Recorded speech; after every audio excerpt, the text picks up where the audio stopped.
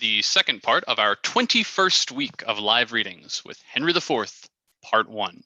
I am TJ, I am our technical director. All of the actors you'll be hearing from tonight are volunteering their time and their talents from their homes to bring a little bit of entertainment into your homes. Many of them first met each other just 15 minutes ago when they logged into this Zoom meeting, and we want to thank them very much for joining us. We would also like to thank our friend, your friendly neighborhood Shakespeare, for hosting this on his pages. Check out his website at shakespeareapproves.com and his Patreon at patreon.com/Shakespeare. We are looking forward to our August 12th collaboration with him on the importance of being earnest. That's just 4 days from now. There's also an Indiegogo campaign connected to that was very recently posted on our Facebook page. All donations to that campaign help to pay out-of-work actors. If you donate $30 or more, you'll also receive an invitation to Lady Bracknell's post-show tea party. So please join that, because that'll be a lot of fun. As always, we want to acknowledge and thank all of the medical professionals and essential workers who've been working tirelessly to keep us all as healthy and safe as possible. We also want to acknowledge those demonstrating and protesting. Quite simply, Black Lives Matter. If you are interested in more information about us, check out our website, zenithplayers.com. Feel very free to check out our very attractive donations page. 100% of all donations go towards production costs, which these days consist of the various subscriptions that allow for these readings to happen. If you'd like to read with us in future projects, just send us an email at casting@zenithplayers.com and we'll get you on board. So join us Wednesday for The Importance of Being Earnest. Next Saturday, we return to ancient Greece with The Frogs by Aristophanes. For now, though, please relax and enjoy Henry IV, Part 1, featuring Will DeJaney as Henry, Prince of Wales, Russell Slater as Falstaff, Shakira Searle as Henry Percy, called Hotspur, Noah Stanzione as Edward Poins, Andrew Gellos as the Earl of Worcester, Alison Russell as Hostess Quickly, Mira Singer as Owen Glendower, Daniel Menendez as the Earl of Douglas, Elena Marie Abdo as Gadsill, Matthew Kisher as Lord Bardolph, Colleen Torres as Lady Percy, Maisha Elonai as the Archbishop Scroop of York, Francis and the First Traveller, Mike Deblee as Mortimer, Erin Grodus Gimble as Blunt, Emily Brennan as the Earl of Northumberland, Ostler and Peto, Casey Lee Seligian as the Earl of Westmoreland, the First Carrier, the Messenger, and Andrea DeRiso as Sir Michael, Second Carrier and Servant, Sophie Leighton Toomey as Prince John of Lancaster, the Chamberlain and the Sheriff, and Steve Anderson as King Henry IV. Part 1, Act 1, Scene 1. Enter the King, Lord John of Lancaster, and the Earl of Westmoreland, with others. So shaken as we are, so wan with care, find we a time for frighted peace, to pant and breathe short-winded accents of new broils, to be commenced in strands afar remote. No more the thirsty entrance of this soil shall daub her lips with her own children's blood. No more shall trenching war channel her fields, nor bruise her flowerets with the armed hoofs of hostile paces. Those supposed eyes, which, like the meteors of a troubled heaven, all of one nature, of one substance bred, did lately meet in the intestine shock and furious close of civil butchery, shall now, in mutual well-beseeming ranks, march all one way, and be no more opposed against acquaintance, kindred, and allies. The edge of war, like an ill-sheathed knife, no more shall cut his master. Therefore, friends, as far as the sepulchre of Christ, who soldier now, under whose blessed cross we are impressed and engaged to fight, forthwith a power of English shall we levy, whose arms were molded in their mother's womb to chase these pagans in their holy fields, over whose acres walked those blessed feet which 1400 years ago were nailed for our advantage on the bitter cross. But this our purpose now is 12-month old, and bootless 'tis to tell you we will go. Therefore we meet not now. Then let me hear of you, my gentle cousin Westmoreland, what yesternight our council did decree in forwarding this dear expedience. My liege, this haste was hot in question, and many limits of the charge set down. But yesternight, when all athwart there came a post from Wales loaden with heavy news, whose worst was that the noble Mortimer, leading the men of Herefordshire to fight against the irregular and wild Glendower, was by the rude hands of that Welshman taken. 1,000 of his people butchered, upon whose dead corpse there was such misuse, such beastly, shameless transformation by those Welshmen done as may not be without much shame retold or spoken of. It seems then that the tidings of this broil break off our business of the Holy Land. This matched with other did, my gracious lord, for more uneven and unwelcome news came from the north, and thus it did import. On Holyrood Day, the gallant Hotspur there, young Harry Percy, and brave Archibald, that ever valiant and approved Scot, at Holmedon met, where they did spend a sad and bloody hour. And by the discharge of their artillery and shape of likelihood, the news was told. For he that brought them in the very heat and pride of their contention did take horse, uncertain of the issue anyway. Here is a dear, a true industrious friend, Sir Walter Blunt, new lighted from his horse, stained with the variation of each soil betwixt that Holmedon and this seat of ours. And he hath brought us smooth and welcome news. The Earl of Douglas is discomfited. 10,000 bold Scots, 22 knights, balked in their own blood, did Sir Walter see on Holmedon's plains. Of prisoners, Hotspur took Mordick, Earl of Fife, eldest son to Beaton Douglas, and the Earl of Athol, of Murray, Angus, and Menteith. And is this not an honorable spoil, a gallant prize? Ha, cousin, is it not? In faith, it is a conquest for a prince to boast of. Yea, there thou makes me sad, and makes me sin in envy that my lord Northumberland should be the father to so blessed a son who is the theme of honor's tongue, amongst a grove the very straightest plant, who is sweet fortune's minion and her pride, whilst I, by looking on the praise of him, see riot and dishonor stain the brow of my young Harry. Oh, that it could be proved that some night-tripping fairy had exchanged in cradle clothes our children where they lay, and called mine Percy his Plantagenet. Then would I have his Harry, and he mine. But let him from my thoughts. What think you, cuz, of this young Percy's pride? The prisoners which he has in this adventure have surprised, to his own use he keeps, and sends me word I shall have none but Mordick, Earl of Fife. This is his uncle's teaching. This is Worcester, malevolent to you in all aspects, which makes him prune himself and bristle up the crest of youth against your dignity. But I have sent for him to answer this. And for this cause, a while we must neglect our holy purpose to Jerusalem. Cousin, on Wednesday next, our council we will hold at Windsor. So inform the lords. But come yourself with speed to us again. For more is to be said and to be done than out of anger can be uttered. I will, my liege. They exit. Act 1, Scene 2. Enter the Prince of Wales and Sir John Falstaff.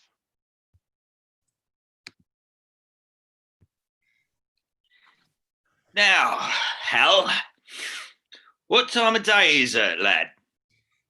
Thou art so fat-witted with drinking of old sack, and unbuttoning thee after supper, and sleeping upon benches after noon, that thou hast forgotten to demand that truly which thou wouldst truly know. What a devil hast thou to do with the time of day?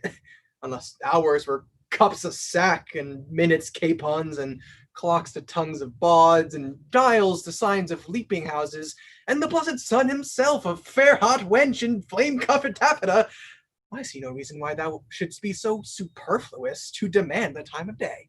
Oh, indeed, you come near me now, Hal. For we that take purses go by the moon and the 7 stars, not by Phoebus, he that wandering night so fair. Now I prithee, sweet wag, when thou art king, as God save thy grace, your majesty, I should say, for grace thou wilt have none. What? None? No, by my troth, not so much as will serve to be prologue to egg and butter. Well, how then? Come, roundly. We'll marry then, sweet wag. When thou art king, let not us that are squires of the night's body be called thieves of the day's beauty. Let us be Diana's foresters, gentlemen of the shade, minions of the moon, and let men say we be men of good government, being governed, as the sea is, by our noble and chaste mistress, the moon, under whose countenance are we still. Thou sayest well, and it holds well too. For the fortune of us that are the moon's men doth ebb and flow like the sea, being governed as the sea is by the moon. As for proof now, a purse of gold most resolutely snatched on Monday night, and most dissolutely spent on Tuesday morning, got with swearing, lay by, and spent with crying, bring in.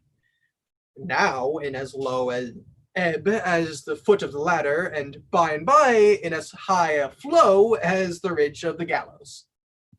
By the Lord, thou sayest true, lad. And is not my hostess of the tavern a most sweet wench? As the honey of Hybla, my old lad of the castle.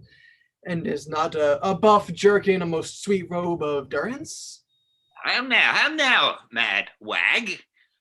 What in thy quips and quidites, or what a plague have I to do with a buff jerkin? Why, what a pox have I to do with my hostess of the tavern? Well, then hast called her to reckoning many time and oft. Did I ever call for thee to pay thy part? No, I'll give thee thy due. Thou hast paid all there. Yea, and elsewhere, so far as my coin would stretch, and where it would not, I have used my credit.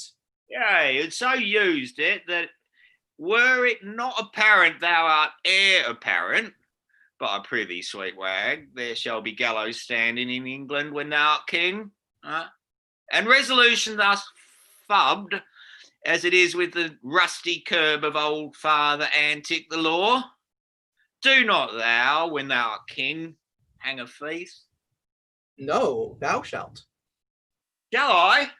Oh, rare, by the Lord. Oh, I'll make a brave judge. Thou judgest false already. I mean thou shalt have the hanging of the thieves, and so become a rare hangman. Oh, well, hell, well, any some sorts, it jumps with my humour as well as waiting in the court, I can tell you. For obtaining of suits? Yea, for obtaining of suits, whereof the hangman has no lean wardrobe.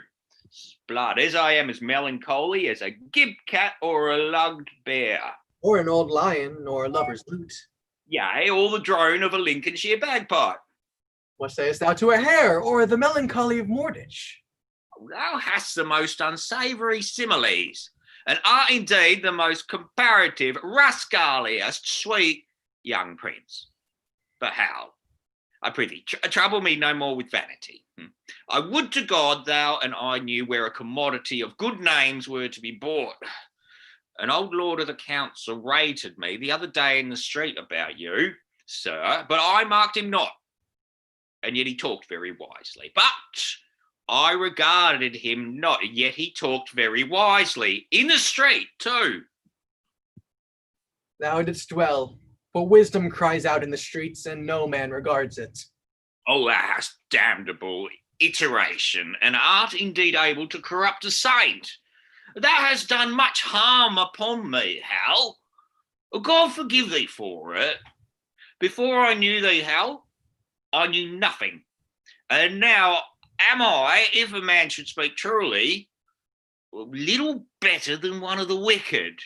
I must give over this life. I'll give it over, by the Lord, and if I do not, I am a villain. I'll be damned, for never a king's son in Christendom. Where shall we take a purse tomorrow, Jack? Zounds, where thou wilt, lad.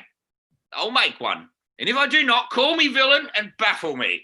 I see a good amendment in life in thee, from praying to purse-taking. Why, Hal? It is my vocation, Hal. 'Tis no sin for a man to labour in his vocation. Enter Poins. Oh, boys! Hey, now shall we know at Gad's Hill have a set match. If men were to be saved by merit, what hole in hell were hot enough for him? Huh? This is the most omnipotent villain that ever cried, stand to a true man. Good morrow, Ned. Good morrow, sweet Hal. What says Monsieur Remorse? What says Sir John Sack and Sugar? Jack, how agrees the devil in thee about thy soul that thou sold him on Good Friday last for a cup of Madeira and a cold capon's leg? Sir John stands to his word. The devil shall have his bargain, for he was never yet a breaker of proverbs. You will give the devil his due. Then art thou damned for keeping thy word with the devil. Else he had been damned for cousining the devil. But my lads, tomorrow morning, by 4 o'clock early at Gad's Hill, there are pilgrims going to Canterbury with rich offerings and traders riding to London with fat purses. I've visits for you all. You have horses for yourselves. Gad's Hill lies tonight in Rochester. I've bespoke supper tomorrow night in Eastcheap. We may do it as secure as sleep. If you will go, I will stuff your purses full of crowns. If you will not, tarry at home and be hanged. But hear you, Edward. If I tarry at home and go not, I'll hang you for going. You will, Chops. Thou wilt make me one. Who? I, Rob? I, a thief, not I, by my faith. Well, there's neither honesty, manhood, nor good fellowship in thee, nor thou canst not of the royal blood, if thou darest not stand for 10 shillings. Well, then, once in my days, I'll be a madcap. Why, that's well said. Hey, Well, come what will, I'll tarry at home. by the Lord, I'll be a traitor when thou art king. I care not. Sir John, I prithee leave the prince and me alone. I will lay him down such reasons for this adventure that he shall go.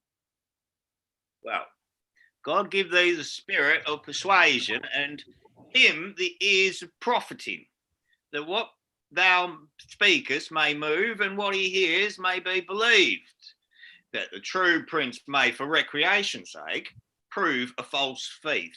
For the poor abuses of the time want countenance. Farewell. You shall find me in Eastcheap. Farewell, thou latter spring. Farewell, all Halloween's summer. Falstaff exits. Now, my good sweet honey lord, ride with us tomorrow. I have a jest to execute that I cannot manage alone. Falstaff, Peter, Bardolph, and Gadshill shall rob those men that we have already weighed. Yourself and I will not be there. And when they have the booty, if you and I do not rob them, cut this head off from my shoulders. How shall we part with them in setting forth? We shall set forth before or after them and appoint them a place of meeting wherein it is at our pleasure to fail, and then will they adventure upon the exploit themselves, which they shall have no sooner achieved, but will set upon. Yea, but 'tis like that they will know us by our horses, by our habits, and by every other appointment to be ourselves. Tut, our horses they shall not see. I'll tie them in the wood. Our visage we will change after we leave them. And sirrah, I've cases of buckram for the nonce to enmask our noted outer garments. Yea, but I doubt they will be too hard for us. Well, for 2 of them, I know them to be as true-bred cowards as ever turned back. For the 3rd, if he fight longer than he sees reason, I'll forswear arms. The virtue of this jest will be the incomprehensible lies that this same fat rogue will tell us when we meet at supper. How 30 at least he fought with, what wards, what blows, what extremities he endured, and in the reproof of this lives the jest. Well, I'll go with thee. Provide us all things necessary, and meet me tomorrow night in Eastcheap. There I'll sup. Farewell. Farewell, my lord. Poins exits. I know you all, and will a while uphold the unuked humor of your idleness. Yet herein will I imitate the sun, who doth permit the base contagious clouds to smother up his beauty from the world, that when he please again to be himself, being wanted, he may be more wondered at by breaking through the foul and ugly mists of vapors that did seem to strangle him. If all the year were playing holidays, to sport would be as tedious as to work. But when they seldom come, they wished for come, and nothing pleaseth but rare accidents.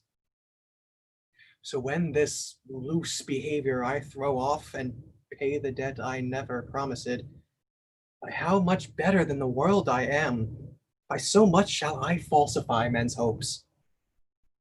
And like bright metal on a sullen ground, my reformation, glittering over my faults, shall show more goodly and attract more eyes than that which hath no foil to set it off.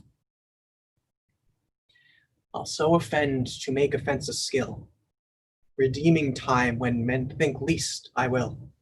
He exits. Act 1, Scene 3. Enter the King with Northumberland, Worcester, Hotspur, and Sir Walter Blunt. My blood hath been too cold and temperate, unapt to stir at these indignities, and you have found me, for accordingly you tread upon my patience. But be sure, I will from henceforth rather be myself mighty and to be feared than my condition, which hath been smooth as oil, soft as young down, and therefore lost that title of respect which the proud soul ne'er pays but to the proud.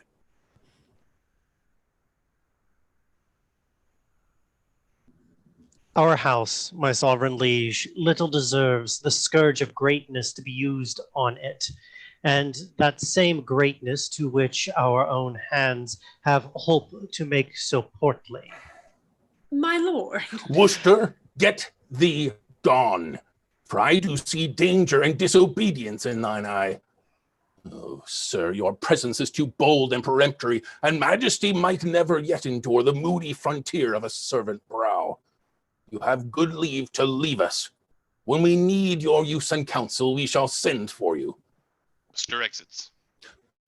You were about to speak. Yea, my good lord. Those prisoners in your highness's name demanded, which Harry Percy here at Holmedon took, were, as he says, not with such strength denied as is delivered to your majesty.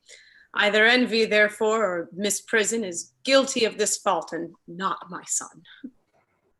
My liege, I did deny no prisoners, but I remember when the fight was done, when I was dry with rage and extreme toil, breathless and faint, leaning upon my sword, came there a certain lord, neat and trimly dressed, fresh as a bridegroom, and his chin new reaped showed like a stubble land at harvest home. He was perfumed like a milliner, and twixt his finger and his thumb he held a pouncet box, which ever and anon he gave his nose and took it way again, who therewith, angry, when its next came there, took it in snuff, and still he smiled and talked, and as the soldiers bore dead bodies by, he called them untaught knaves, unmannerly, to bring a slovenly, unhandsome course between the wind and his nobility. With many holiday and lady terms he questioned me, among the rest demanded my prisoners in your majesty's behalf. I then, all smarting with my wounds being cold, to be so pestered with a popinjay, out of my grief and my impatience answered neglectingly, I know not what. He should, or he should not, for he made me mad to see him shine so brisk and smell so sweet, and talk so like a waiting gentlewoman of guns and drums and wounds, God save the mark, and telling me the sovereignest thing on earth was parmacity for an inward bruise, and that it was great pity, so it was, this villainous saltpeter should be digged out of the bowels of the harmless earth, which many a good tall fellow had destroyed so cowardly. And but for these vile guns, he would himself have been a soldier. That bold, unjointed chat of his, my lord, I answered indirectly, as I said. And I beseech you, let not his report come current for an accusation betwixt my love and your high majesty. Circumstance considered, good my lord, would ere Lord Harry Percy then had said to such a person and in such a place, at such a time, which, with all the rest retold, may reasonably die and never rise to do him wrong, or in any way impeach what he then said, so he unsay it now. Why, yet he doth deny his prisoners. but with proviso and exception that we at our own charge shall ransom straight his brother-in-law, the foolish Mortimer, who on my soul hath wilfully betrayed the lives of those that he did lead to fight against that great magician, damned Glendower, whose daughter, as we hear, that Earl of March hath lately married. Shall our coffers then be empty to redeem a traitor home? Shall we buy treason and indent with fears when they have lost and forfeited themselves? No, on the barren mountains let him starve, for I shall never hold that man my friend whose tongue shall ask me for one penny cost to ransom home revolted Mortimer. Revolted Mortimer! He never did fall off, my sovereign liege, but by the chance of war, to prove that true needs no more but one tongue for all those wounds, those mouthed wounds, which valiantly he took, when on this gentle Severn sedgy bank, in single opposition hand to hand, he did confound the best part of an hour in changing hardiment with great Blendar. 3 times they breathed, and 3 times did they drink, upon agreement of swift Severn's flood, who then, affrighted with their bloody looks, ran fearfully among the trembling reeds, and hid his crisp head in the hollow bank, blood-stained with these valiant combatants. Never did bare and rotten policy colour her working with such deadly wounds, nor never could the noble Mortimer receive so many and all willingly. Then let not him be slandered with revolt. Thou dost belie him, Percy, thou dost belie him. He never did encounter with Glendower. I tell thee, he durst as well have met the devil alone as Owen Glendower for an enemy. Art thou not ashamed? Sirrah, henceforth let me not hear you speak of Mortimer. Send me your prisoners with the speediest means, or you shall hear in such a kind from me as will displease you. My Lord Northumberland, we license your departure with your son. Send us your prisoners, or you will hear of it. The king exits with Blunt. And if the devil come and roar for them, I will not send them. I will after straight and tell him so.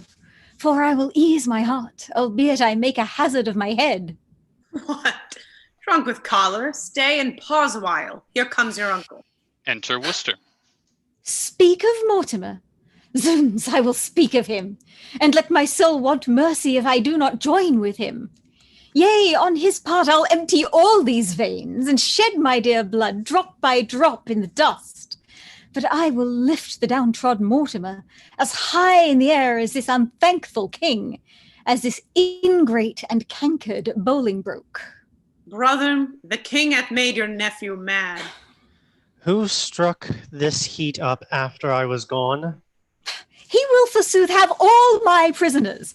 And when I urged the ransom once again of my wife's brother, then his cheek looked pale, and on my face he turned an eye of death, trembling even at the name of Mortimer. I cannot blame him. Was not he proclaimed by Richard that is dead the next of blood? He was. I heard the proclamation. And then it was when the unhappy king, whose wrongs in us God pardon, did set forth upon his Irish expedition, from whence he, intercepted, did return to be deposed and shortly murdered. And for whose death we in the world's wide mouth live scandalized and foully spoken of. Soft, I pray you. Did King Richard then proclaim my brother Edward Mortimer heir to the crown? He did. Myself did hear it. Nay then, I cannot blame his cousin king that wished him on the barren mountain starve. But shall it be that you that set the crown upon the head of this forgetful man, and for his sake wear the detested blot of murderous subordination, shall it be that you a world of curses undergo, being the agents or base second means, the cords, the ladder, or the hangman rather? Oh, pardon me that I descend so low to show the line and the predicament wherein you range under this subtle king. Shall it for shame be spoken in these days? or fill up chronicles in time to come, that men of your nobility and power did gauge them both in an unjust behalf, as both of you, God pardon it, have done. To put down Richard, that sweet, lovely rose, and plant this thorn, this canker, Bolingbroke. And shall it in more shame be further spoken that you are fooled, discarded, and shook off by him for whom these shames you underwent?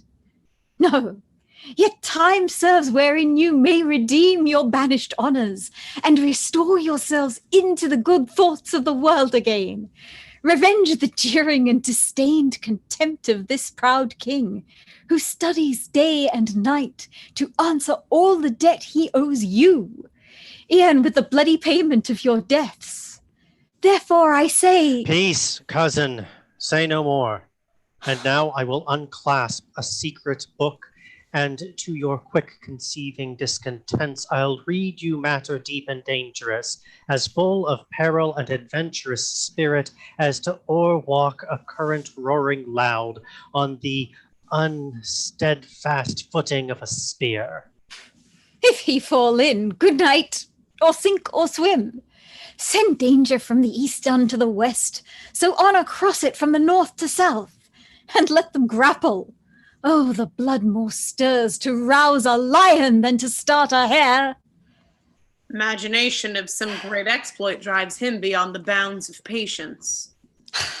Heaven, methinks it were an easy leap to pluck bright honour from the pale-faced moon, or dive into the bottom of the deep, where fathom line could never touch the ground, and pluck up drowned honour by the locks, so he that doth redeem her thence might wear without currival all her dignities, but out upon this half-faced fellowship.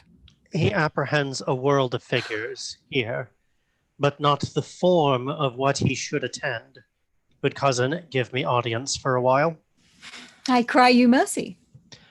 Those same noble Scots that are your prisoners. I'll keep them all, by God, he shall not have a Scot of them. No, if a Scot would save his soul, he shall not. I'll keep them by this hand. You start away and lend no ear unto my purposes.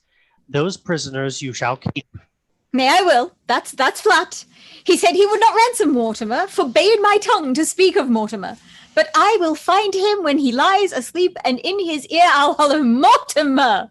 Nay, I'll have a starling shall be taught to speak nothing but a Mortimer, and give it him to keep his anger still in motion. Hear you, cousin, a word. All studies here I solemnly defy, save how to gall and pinch this Bolingbroke, and that same sword and buckler Prince of Wales. But that I think his father loves him not, and would be glad he met with some mischance. I would have him poisoned with a pot of ale. Farewell, kinsman. I'll talk to you when you are better tempered and to attend. Why, what a wasp-stung and impatient fool art thou to break into this woman's mood, tying thine ear to no tongue but thine own. Why, look you, I am whipped and scourged with rods, nettled and stung with pismires when I hear of this vile politician Bolingbroke. In Richard's time, what do you call the place? A plague upon it. It is in Gloucestershire. 'Twas where the madcap Duke his uncle kept, his uncle York, where I first bowed my knee unto this king of smiles, this Bolingbroke. S'blood. When you and he came back from Ravensburg. At Berkeley Castle. You say true. Why, what a candy deal of courtesy this fawning greyhound then did proffer me. Look when his infant fortune come to age, and gentle Harry Percy, and kind cousin. Oh, the devil take such cousiners. God forgive me. Good uncle, tell your tale. I have done. Nay, if you have not to it again, we will stay your leisure. I have done, in faith. Then, once more to your Scottish prisoners. Deliver them up without their ransom straight, and make the Douglas's son your only mean for powers in Scotland, which, for divers reasons, which I shall send you written, be assured will easily be granted. You, my lord, Your son in Scotland, being thus employed, shall secretly into the bosom creep of that same noble prelate, well beloved the Archbishop. Of York, is not? True, who bears hard his brother's death at Bristol, the Lord Scroop. I speak not this in estimation as what I think might be, but what I know is ruminated, plotted, and set down, and only stays but to behold the face of that occasion that shall bring it on. I smell it. Upon my life it will do well. Before the game is afoot, thou still lett'st slip. Why, it cannot choose but be a noble plot. And then the power of Scotland and of York to join with Mortimer, huh? And so they shall. In faith, it is exceedingly well aimed. And 'tis no little reason bids us speed to save our heads by raising of a head, forbear ourselves as even as we can. The king will always think him in our debt, and think we ourselves unsatisfied, till he hath found a time to pay us home, and see already how he doth begin to make us strangers to his looks of love. He does, he does. We'll be revenged on him. Cousin, farewell. No further go in this than I by letters shall direct your course. When time is ripe, which will be suddenly, I'll steal to Glendower and Lord Mortimer, where you and Douglas and our powers at once, as I will fashion it, shall happily meet to bear our fortunes in our own strong arms, which now we hold at much uncertainty. Very well, good brother. We shall thrive, I trust. Uncle Ledoux, oh, let the hours be short, till fields and blows and groans applaud our sport. They exit. End of Act 1. Act 2, Scene 1. Enter a carrier with a lantern in his hand. Hey ho! And not before by the day I'll be hanged. Charles wanes over the new chimney, and yet our horse not packed. What, ostler? Anon, anon! I prithee, Tom, be cut saddle. Put a few flocks in the point. Poor Jade is wrung in the withers out of all cess. Enter another carrier with a lantern. Peas and beans are dank here as a dog, and that is the next way to give poor Jades. The bots. This house is turned upside down since Robin Ulster died. Poor fellow never joyed since the price of oats rose. It was the death of him. I think this be the most villainous house in all London, rode for fleas. I am stung like a tench. Like a tench? By the mass, there's ne'er a king christened could be better bit than I have since the first cock. Why, they will allow us near a Jordan, and then we leak your chimney, and your chimbreli breeds fleas like a loach. What, ostler? Come away and be hanged. Come away. I have a gaiman of bacon and 2 races of ginger to be delivered as far as Charing Cross. God's body, the turkeys in my pan, you are quite starved. What, ostler, a plague on thee? Hast thou never an eye in thy head? Canst thou not hear? And for not as good a deed as drink to break the pate on thee, I am a very villain. Come and be hanged. Hast no faith in thee? Enter Gadsill. Good morrow, carriers. What o'clock? I think it be 2 o'clock. I prithee, lend me thy lantern to see my gelding in this stable. Nay, by God, soft, I know a trick worth 2 of that, faith. I pray thee, lend me thine. Aye, when canst tell? Lend me thy lantern, quoth he. Marry, I'll see thee hanged first. Sirrah carrier, what time do you mean to come to London? Time enough to go to bed with a candle, I warrant thee. Come, neighbor, mugs, we all call up the gentlemen. They will along with company, for they are great charge. Carriers exit. What ho, Chamberlain! Enter the Chamberlain. At hand, quoth Pickpurse. That's even as fair as at hand, quoth the Chamberlain, for thou variest no more from picking of purses than giving direction doth from laboring. thou layest the plot, Hal? Good morrow, Master Gadsill. It holds current that I told you yesternight. There's a Franklin in the wild of Kent hath brought 300 marks with him in gold. I heard him tell it up to one of his company last night at supper, a kind of auditor, his company last night at supper. One that had abundance of a charge too. God knows what. They are up already and call for eggs and butter. They will away presently.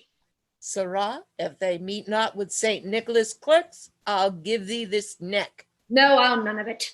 I pray thee, keep that for the hangman, for I know thou worshipst St. Nicholas as truly a man of falsehood way. What talkest thou to me of the hangman?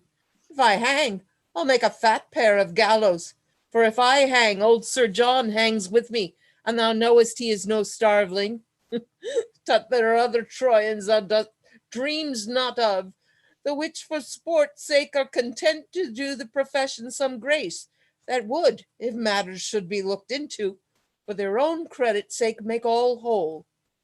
I am joined with no footland rakers, no long staff sixpenny strikers, none of these mad mustachio purple-hued malt worms, but with nobility and tranquility, burgomasters and great one-eyers, such as can hold in, such as will strike sooner than speak, and speak sooner than drink, and drink sooner than pray.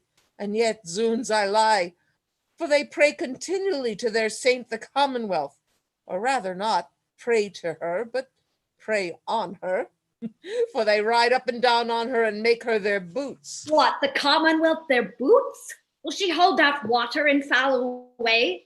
She will. Justice hath liquored her. We steal as in a castle, cocksure. We have the receipt of fernseed. We walk invisible. Nay, by my faith, I think that you are more beholding to the night than to the fernseed, for you're walking invisible. Oh, give me thy hand.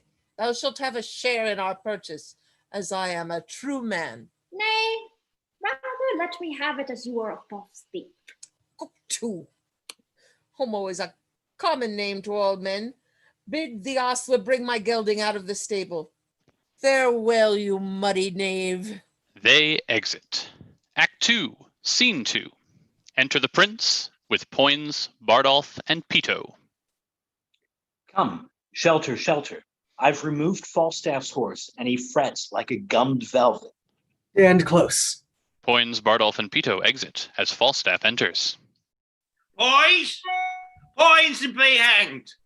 Poins! Peace, you fat kidneyed rascal. What a brawling dost thou keep? Where's Poins, Hal? He has walked up to the top of the hill. I'll go seek him.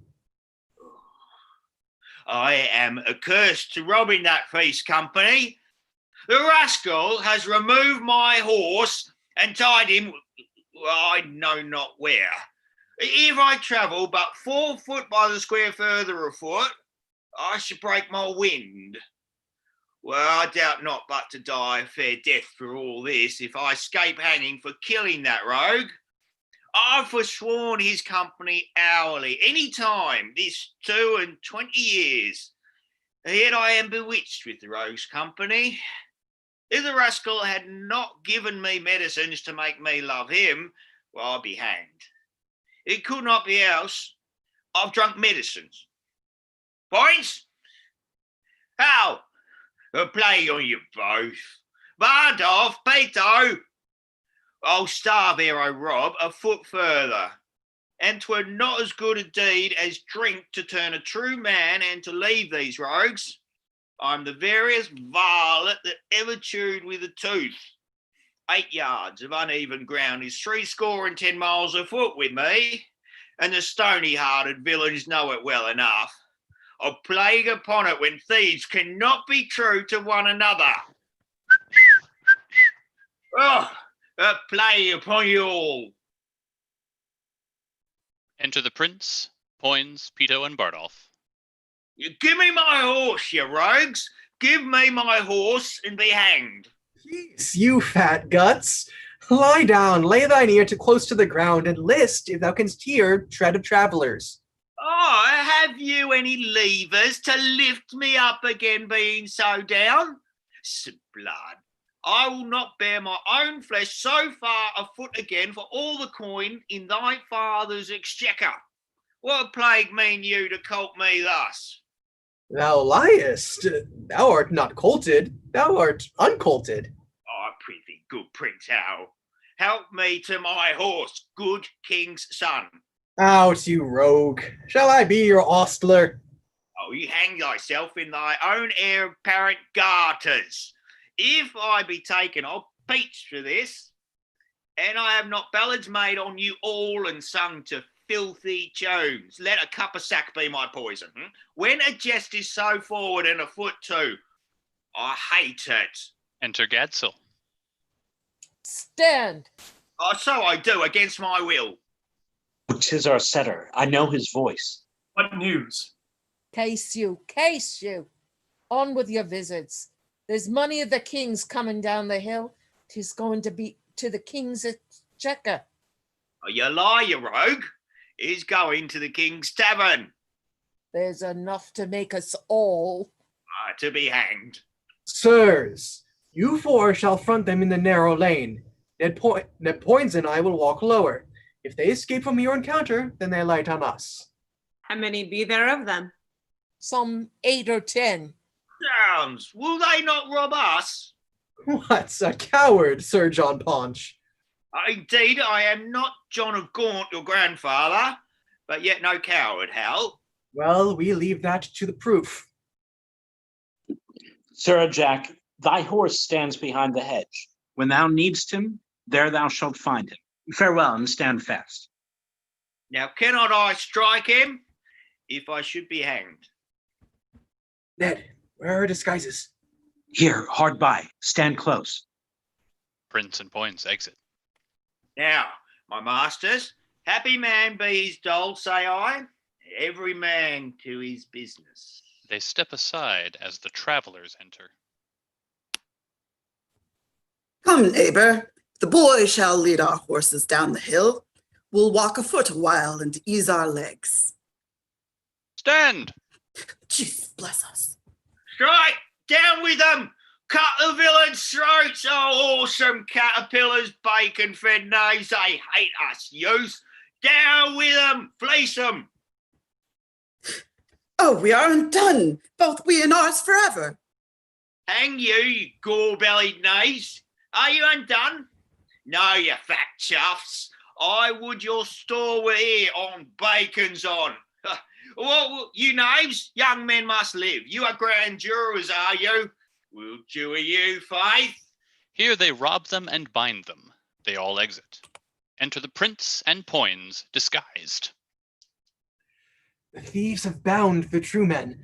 Now could thou and I rob the thieves and go merrily to London. It would be an argument for a week, laughter for a month, and good jest forever. Stand close. I hear them coming. They step aside as the thieves enter again. Come, my masters, let us share, and then to horse before day. And the Prince and Poins be not two arid cowards. There's no equity stirring. There's no more valour in that Poins than in a wild duck. As they're sharing, the Prince and Poins set upon them. Your money! Villains! They all run away, and Falstaff, after a blow or two, runs away too, leaving the booty behind them. Oh, God, with much ease. Now merrily to horse. The thieves are all scattered and possessed with fear so strongly that they dare not meet each other. Each takes his fellow for an officer. Away, good Ned. Falstaff sweats to death and lards the lean earth as he walks along. Were it not for laughing, I should pity him. How the fat rogue roared. They exit. Act 2, Scene 3. Enter Hotspur alone, reading a letter. But for mine own part, my lord, I could be well contented to be there in respect of the love I bear your house. How could he be contented? Why is he not, then? In respect of the love he bears our house, he shows in this he loves his own barn better than he loves our house. Let me see some more.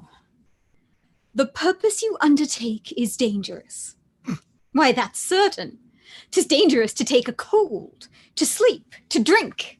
But I'll tell you, my lord fool, out of this nettle, danger, we pluck this flower, safety.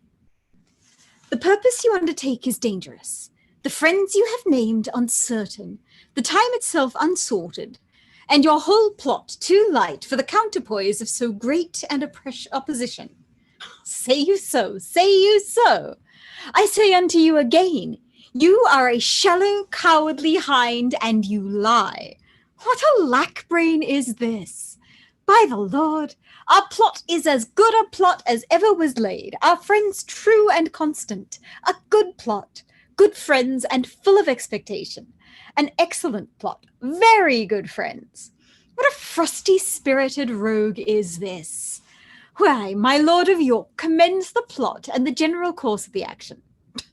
Zoons, and I were now by this rascal, I could brain him with his lady's fan. Is there not my father, my uncle, and myself, Lord Edmund Mortimer, my Lord of York, and Owen Glendower? Is there not besides the Douglas? Have I not all their letters to meet me in arms by the 9th of next month? And are they not some of them set forward already? What a pagan rascal is this? An infidel! Ha! You shall see now. In the very sincerity of fear and cold heart, he will to the king and lay open all our proceedings. Oh, I could divide myself and go to buffets for moving in such a dish of skim milk with so honourable an action. Hang him. Let him tell the king. We are prepared. I will set forward tonight. Enter Lady Percy. How now, Kate? I must leave you within these 2 hours. Oh, my good lord, why are you thus alone? For what offence have I this fortnight been a banished woman from my Harry's bed? Tell me, sweet lord, what is that takes thee from thy stomach, pleasure, and thy golden sleep? Why dost thou bend thine eyes upon the earth and start so often when thou sitt'st alone? Why hast thou lost the fresh blood in thy cheeks, and given my treasures and my rights of thee to thick-eyed musing and cursed melancholy? In thy faint slumbers, I by thee have watched and heard thee murmur tales of iron wars. Speak terms of menage to thy bounding steed, cry courage to the field. And thou hast talked of sallies and retires, of trenches, tents, of palisadoes, frontiers, parapets, of basilisks, of cannon, culverin, of prisoners' ransom, and of soldiers slain, and all the currents of a heady fight. Thy spirit within thee hath been so at war, and thus hath so bestirred thee in thy sleep, that beads of sweat have stood upon thy brow, like bubbles in a late disturbed stream. And in thy face strange motions have appeared, such as we see when men restrain their breath on some great sudden hest. Oh, what portents are these? Some heavy business hath my lord in hand, and I must know it, else he loves me not. What ho! Enter a servant. Is Gilliams with the packet gone? He is, my lord, an hour ago. Hath Butler brought those horses from the sheriff? 1 horse, my lord.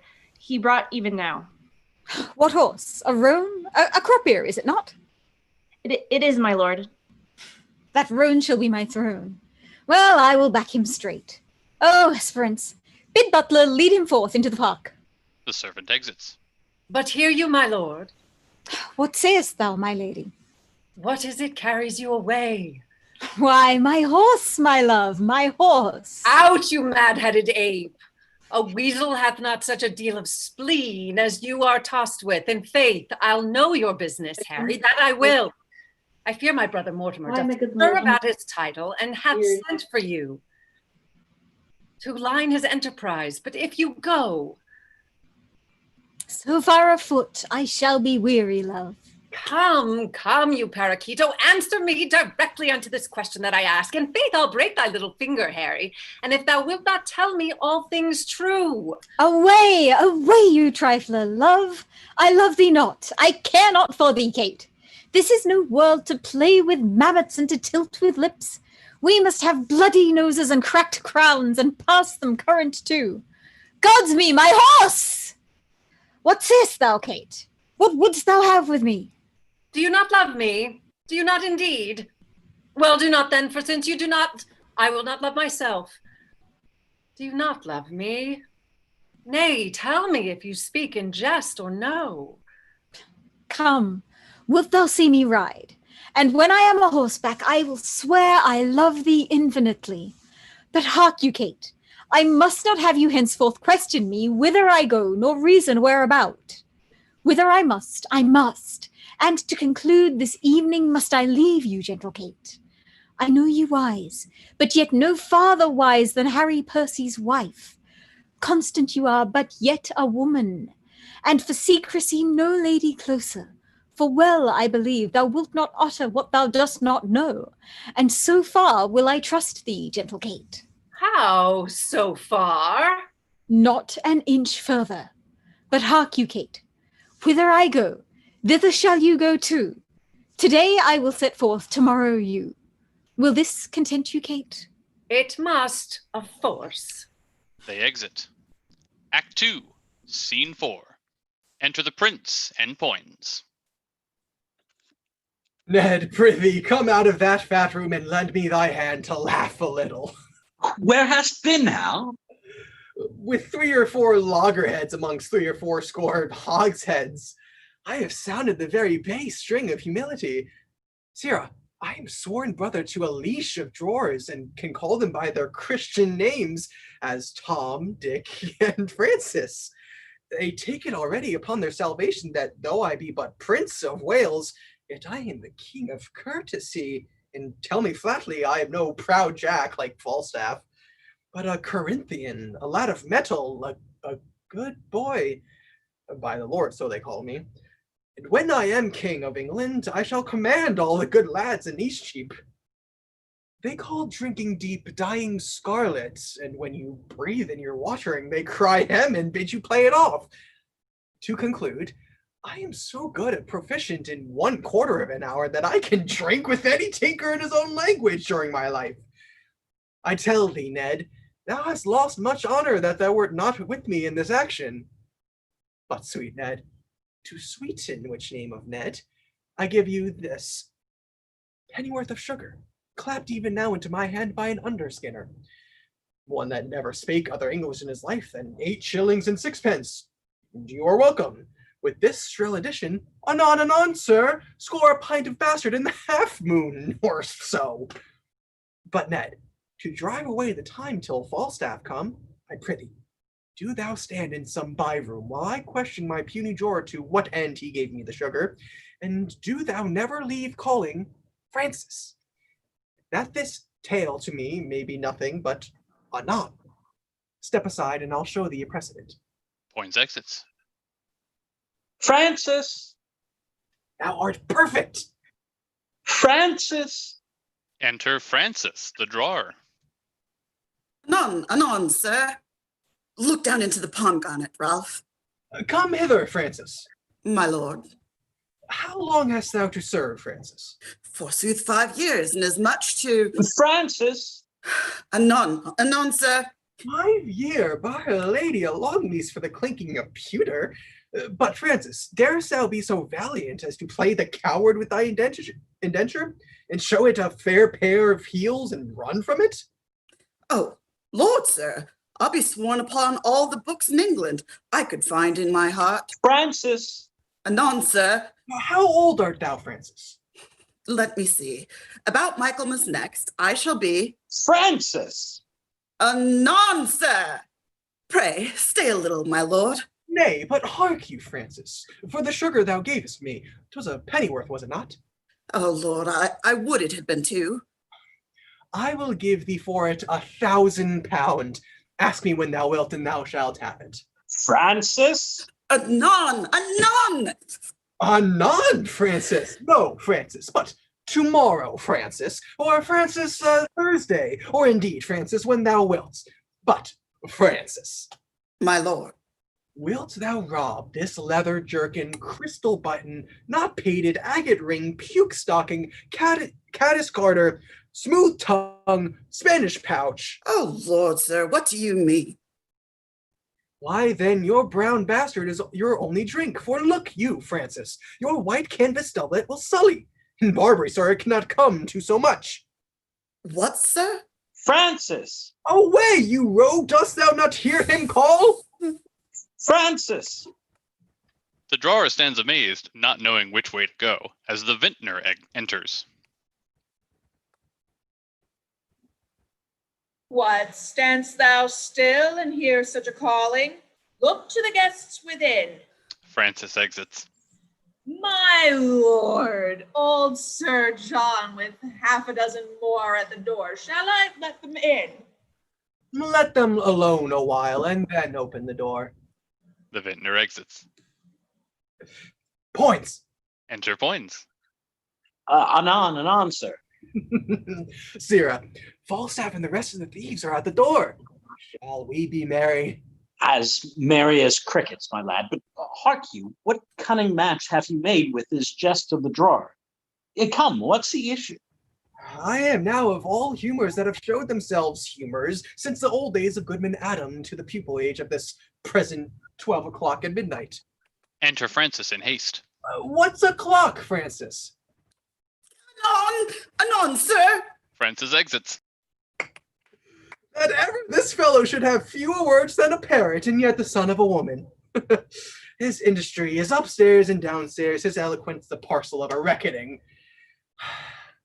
I am not yet of Percy's mind, the Hotspur of the North, that he that kills me some 6 or 7 dozen of Scots at a breakfast, washes his hands, and says to his wife, "Fie upon this quiet life, I want work." "Oh, my sweet Harry," says she, "how many hast thou killed today?" "Give my roan a horse a drench," says he, and answers, "Some 14, an hour after. A trifle, a trifle. I prithee, call in Falstaff. I'll play Percy, and that damned Brawn shall play Dame Mortimer, his wife. Revo, says the drunkard.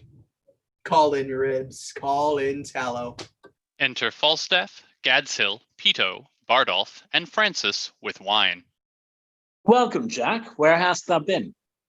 Oh, plague on all cowards, I say, and a vengeance too. Marry and amen. Give me a cup of sack, boy. Ere I lead this life long, I'll sew nether socks and mend them, and foot them too. Plague on all cowards. Give me a cup of sack, rogue. Oh, is there no virtue extent?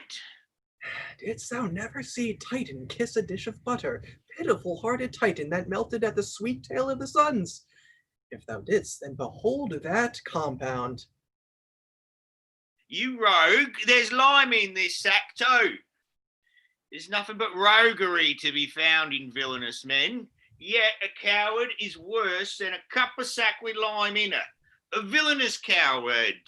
Go thy ways, old jackdaw, when thou wilt, if manhood, good manhood, be not forgot upon the face of the earth, then I am a shotten herring. There lives not 3 good men unhanged in England, and when one of them is fat and grows old, oh, God help me the while, a bad word I say. Would I were a weaver, I would sing psalms or anything. A plague on all cowards, I say still. How now, Woolsack, what mutter you? A king's son, huh? And if I do not beat thee out of thy kingdom with a dagger of lath, and drive all thy subjects afore thee like a flock of wild geese, I'll never wear hair on my face more. You, Prince of Wales. Why, you whoreson round man, what's the matter? Are you not a coward? Answer me to that. And Poins there. Zounds, you fat paunch, and you call me coward, by the Lord, I'll stab thee. I'll call thee coward. I'll see thee damned ere I call thee coward, but I would give £1,000 I could run as fast as thou canst. You are straight enough in the shoulders, you care not who sees your back. Call you that backing of yours, friends? A plague upon such backing. Give me them that will face me. Give me a cup of sack. I am a rogue if I drunk today. Oh, villain, thy lips are scarce white since thou drunkst last. All is one for that. A plague on all cowards, still I say. What's the matter? What's the matter? There will be 4 of us here have taken £1,000 this morning. Where is it, Jack? Where is it? Where is it? It's taken from us. 100 upon poor 4 of us. What's 100, man? I am a rogue if I were not at half sword with a dozen of them. 2 hours together. I've escaped by miracle. I am 8 times thrust through the doublet, 4 through my hose, my buckler cut through, and even my sword hacked like a handsaw.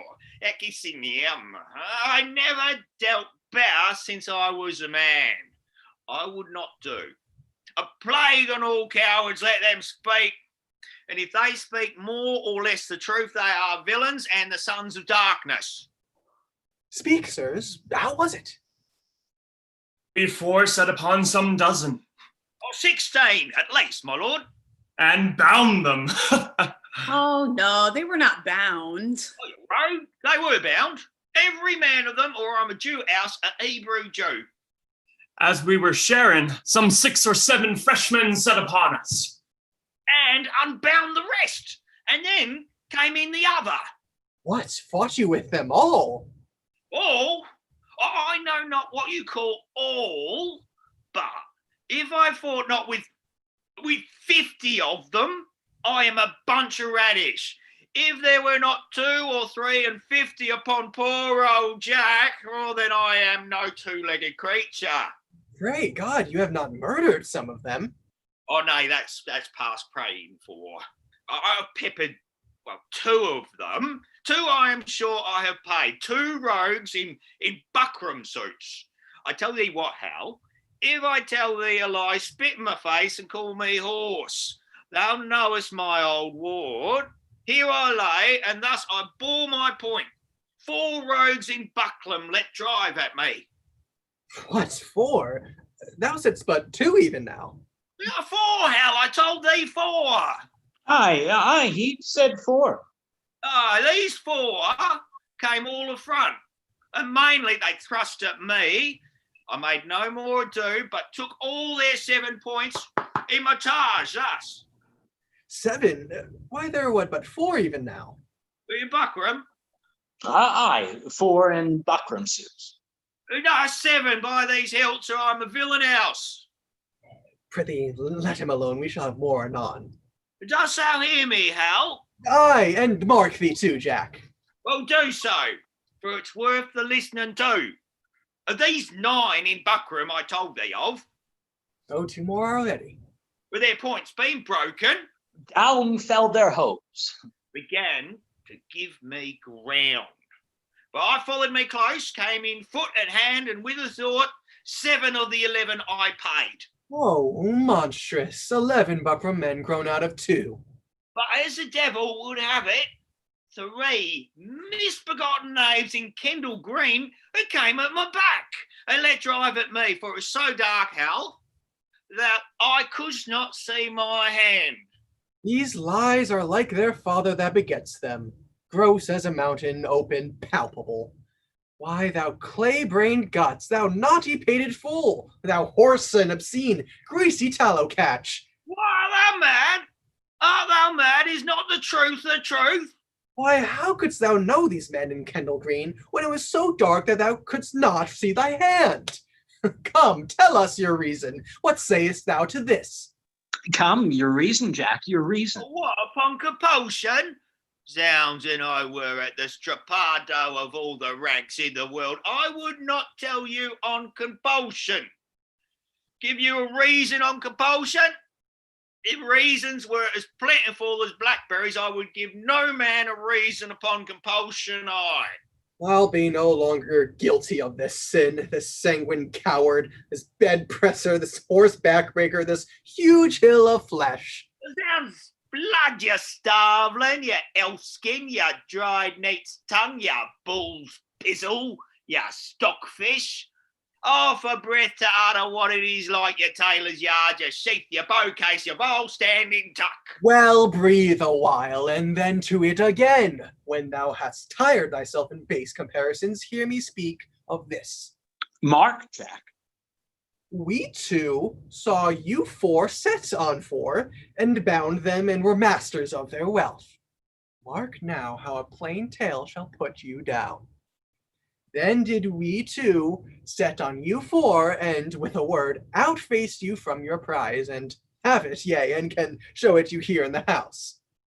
And Falstaff, you carried your guts away as nimbly, with as quick dexterity, and roared for mercy, and still run and roared as ever I heard bull calf. What a slave art thou to hack thy sword as thou hast done, and then say it was in a fight. What trick, what device, what starting hole canst thou now find out to hide thee from this open and apparent shame? Come, let's hear, Jack. What trick hast thou now? Well, by the Lord, I knew you as well as he that made you. Why, hear you, my masters. Was it for me to kill the heir apparent? Should I turn upon the true prince? Why, thou knowest I am as valiant as Hercules, but beware instinct. The lion will not touch the true prince. Instinct is a great matter. I was now a coward on instinct. I shall think the better of myself, and thee during my life, for I a valiant lion, and thou for a true prince.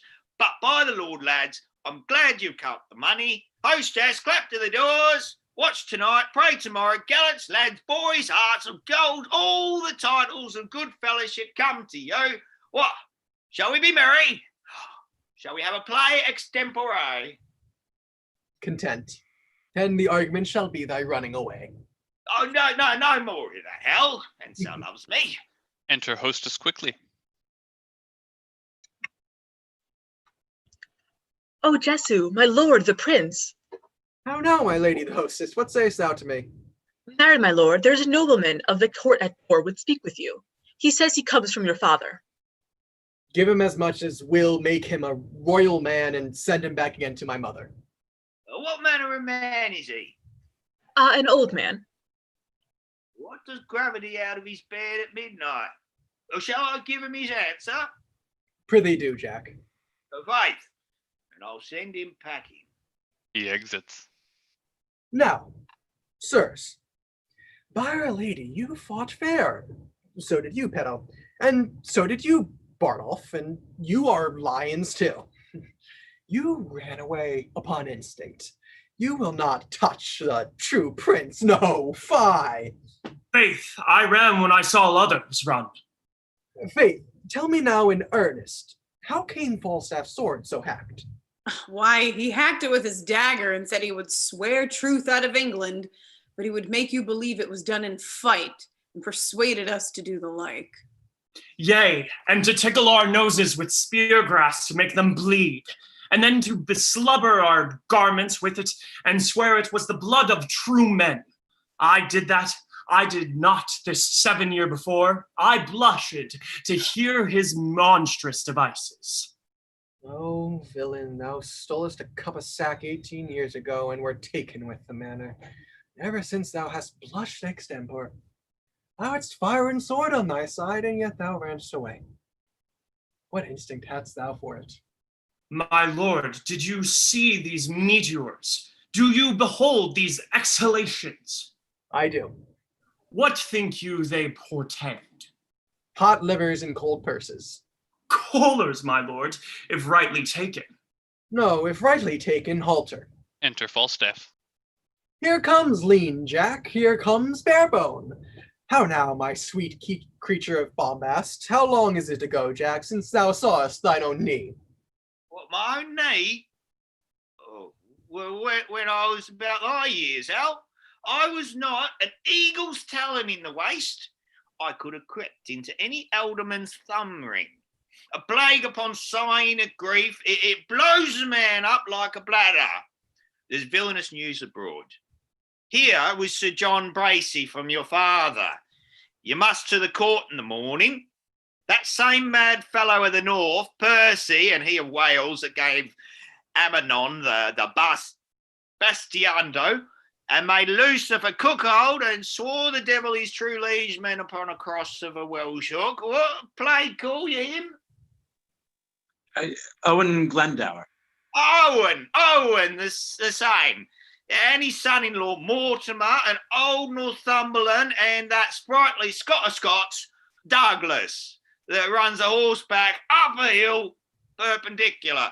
He that rides at high speed and with his pistol kills a sparrow flying. Oh, you have hit it. So did he never hit the sparrow? Well, the rascal has good metal in him. He will not run. Why, what a rascal art thou then to praise him so for running? A horseback, you cuckoo. But afoot, he will not budge a foot. Yes, Jack, upon instinct. Yeah, I grant you upon instinct. Well, he's there too, and one more Drake, and 1,000 blue caps more. Worcester's stolen away tonight, and thy father's beard is turned white with news. You may buy land now as cheap as stinking mackerel. Why then it is like if there come a hot June and this civil buffeting holds, we shall buy maidenheads as they buy hobnails by the hundreds. But by the mass thou sayest true. It is like we shall have good trading that way. But tell me, Hal, art thou not horrible afeard? Thou being heir apparent, couldst the world pick thee out of 3 such enemies again as that fiend Douglas, that spirit Percy, and the devil Glendower? Art thou not horribly afraid? Does not thy blood thrill at it? Not a whit's, in faith. I lack some of thy instinct. Well, thou wilt be horribly chid tomorrow when thou comest to thy father. If thou lovest me, you practice an answer. Do thou stand for my father and examine me upon the particulars of my life. Shall I? Well, content. This chair shall be my state. This dagger shall be my sceptre, and this cushion, me crown. Thy state is taken for a joined stool, thy golden sceptre for a leaden dagger, and thy precious rich crown for a pitiful bald one. Well, and the fire of grace be not quite so out of thee. Now shalt thou be moved. You give me a cup of sack to make my eyes look red, that it may be thought I have wept, for I must speak in passion, and I will do it in King Cambly's vein. Well, here is my leg. And here is my speech. Stand aside, nobility. Oh, Jesu, this is excellent sport. Weep not, sweet queen, for tickling tears are vain. Oh, the father, how he holds his countenance. For God's sake, lords, convey my tristful queen, for tears do stop the floodgates of her eyes. Oh, Jesu, he doth it as like one of those harlotry players as ever I see. Peace, good peatpot, peace, good tickle brain. Hurry, I do not only marvel where thou spendest thy time, but also how thou art accompanied. For though the chamomile, though the more it is trodden on, the faster it grows, so youth, the more it is wasted, the sooner it wears. That thou art my son, I have partly my mother's word, partly my own opinion, but chiefly a villainous trick of the eye, and that foolish hanging of thy nether lip doth warrant me. If then thou beest son to me, here lies the point. Why, being son to me, art thou so pointed at? Shall the blessed Son of Heaven prove a mitcher and eat blackberries? A question not to be asked. Shall the Son of England prove a thief and take purses? A question to be asked. There is a thing, Harry, which thou hast often heard of, and it is known to many in our land by the name of pitch.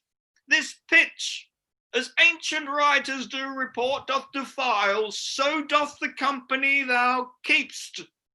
For Harry, now I do not speak to thee in drink, but in tears, not in pleasure, but in passion, not in words only, but in woes also. And yet there is a virtuous man who I have often noted in thy company, but I know not his name. What manner of man, an it like your majesty? Oh, a portly man, in faith a corpulent, and of a cheerful look, a pleasing eye, and a most noble carriage. And as I think, his age now some 50, or by a lady inclining to 60.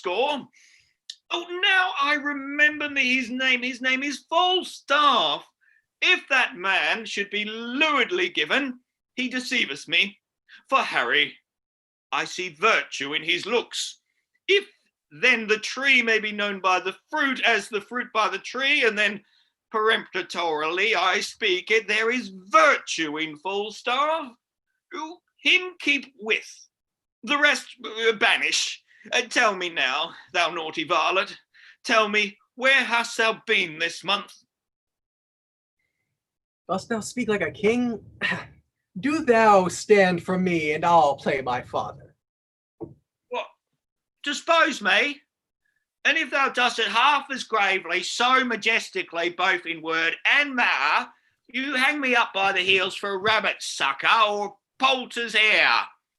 Well, here I am set. And here I stand. Judge, my masters. Now, Harry, whence come you? My noble lord, from Eastcheap. The complaints I hear of thee are grievous. Blood, my lord, thou false. Now, I'll tickle you for a young prince in faith. Swearest thou? Ungracious boy, henceforth ne'er look on me. Thou art violently carried away from grace. There is a devil haunts thee in the likeness of an old fat man. A ton of man is thy companion. Why dost thou converse with that chunk of humors, that bolting hutch of beastliness, that swollen parcel of dropsies, that huge bombard of sack, that stuffed cloak bag of guts, that roasted Manningtree ox with the pudding in his belly, that reverend vice, that grey iniquity, that father ruffian, that vanity in years? Wherein is he good but to taste sack and drink it? Wherein neat and cleanly but to carve a capon and eat it? Wherein cunning but in craft? Wherein crafty but in villainy? Wherein villainous but in all things? Wherein worthy but in nothing? I would your grace would take me with you. Who means your grace? That villainous, abominable misleader of youth, Falstaff, that old white-bearded Satan. My lord, the man I know.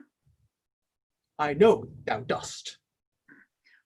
But to say I know more harm in him than in myself, were to say more than I know. That he is old, the more the pity. His white hairs do witness it. But that he is, saving your reverence, a whoremaster, that I utterly deny. If sack and sugar be a fault, God help the wicked. If to be old and merry is a sin, then many an old host that I know is damned. If to be fat is to be hated, then Pharaoh's lean kine are to be loved.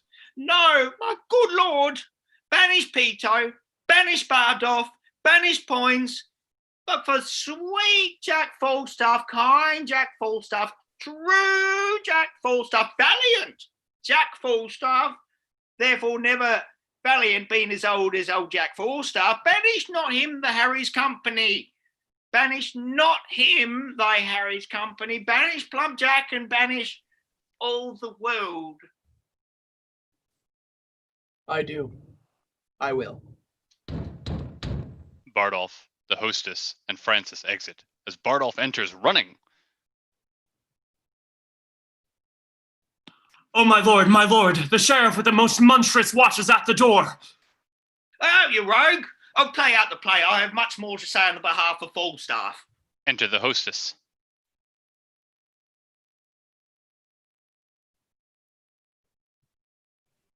Oh, Jesu, my lord, my lord. Hi, the devil rides upon a fiddlestick. What's the matter? The sheriff and all the watch are at the door. They are come to search the house. Shall I let them in? Not so here, Hal. Never call a true piece of gold a counterfeit.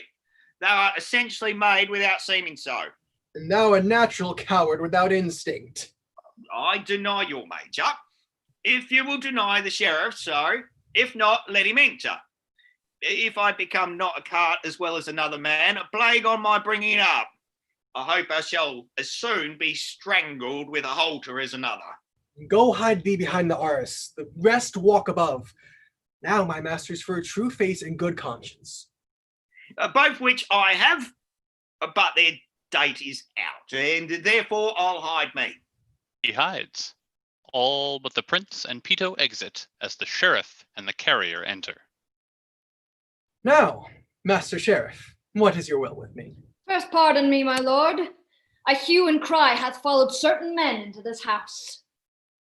What men? One of them is well known, my gracious lord. A gross, fat man. As fat as butter. The man, I do assure you, is not here, for I myself at this time have employed him. And Sheriff, I will engage my word to thee that I will by tomorrow dinner time send him to answer thee, or any man for anything he shall be charged withal. And so let me entreat you leave the house. I will, my lord. There are 2 gentlemen have in this robbery lost 300 marks. It may be so. If ye have robbed this man, he shall be answerable, and so farewell. Good night, my noble lord. I think it is good morrow, is it not? Indeed, my lord. I think it be 2 o'clock. The sheriff exits with the carrier. This oily rascal is known as well as Paul's. Go call him forth. Falstaff! Ugh. Fast asleep behind the arras and snorting like a horse. Hark how hard he fetches breath. Search his pockets. He searches his pockets and finds certain papers. What hast thou found? Nothing but papers, my lord. Let's see what they be. Read them. Item, a capon, 2 shillings and 2 ducats. Item, sauce, 4 ducats. Item, sack, 2 gallons, 5 shillings, 8 ducats. Item, anchovies and sack after supper, 2 shillings, 6 ducats. Item, bread. Monstrous. But 1 halfpenny worth of bread to this intolerable deal of sack? What there is else keep close. We'll read it at more advantage. There let him sleep till day.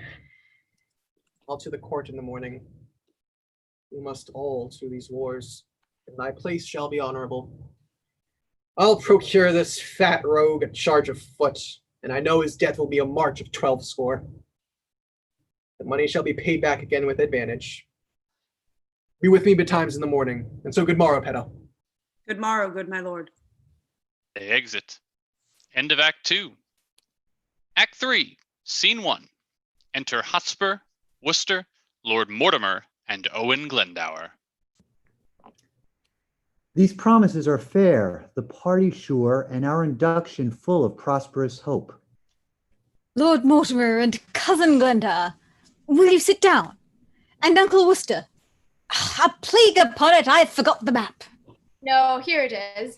Sit, Cousin Percy, sit, good Cousin Hotspur, for by that name, as oft as Lancaster doth speak of you, his cheek looks pale, and with a rising sigh he wisheth you in heaven. And you in hell, as oft he hears old Glendower spoke of. I cannot blame him.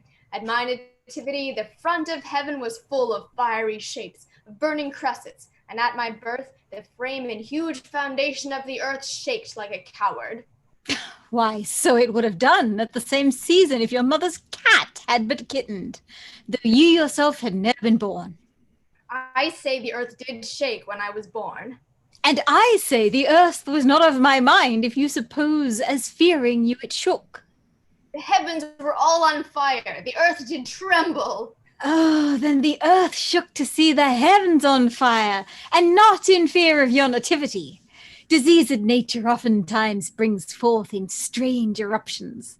Oft the teeming earth is with a kind of colic, pinched and vexed by the imprisoning of unruly wind within her womb, which, for enlargement striving, shakes the old beldam earth and topples down steeples and moss-grown towers.